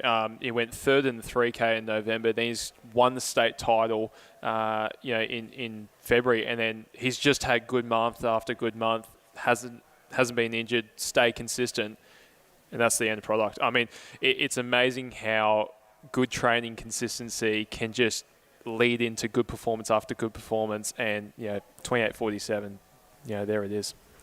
It's been a changing of the guard here at New South Wales for the 10,000 metre long distances. Lauren Reid was the surprise packet of the women's race. We knew she'd be thereabouts, but we had no idea that she'd frankly touch up Marnie Ponton well over a 200 metre victory to cement her status as one of the leading distance runners in New South Wales on the women's side, and very much looking forward to seeing what she can do over the middle distances. In the men's race, it lived up to the billing and it lived up to the hype. The lead pack of 5 worked together to put on a sub-29 minute performance. But the story of the night is a changing of the guard at the top of the tree with Ed Goddard and Kieran Tall leading a new generation of New South Wales distance talent.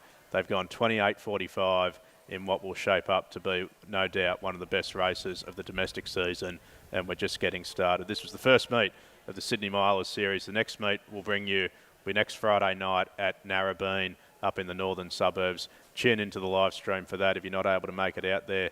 If you are able to make it out there, enter a race, whether it's a community race or one of the elite events. We're looking forward to seeing you there. Thanks, Jimmy, as always, and looking forward to broadcasting with you again.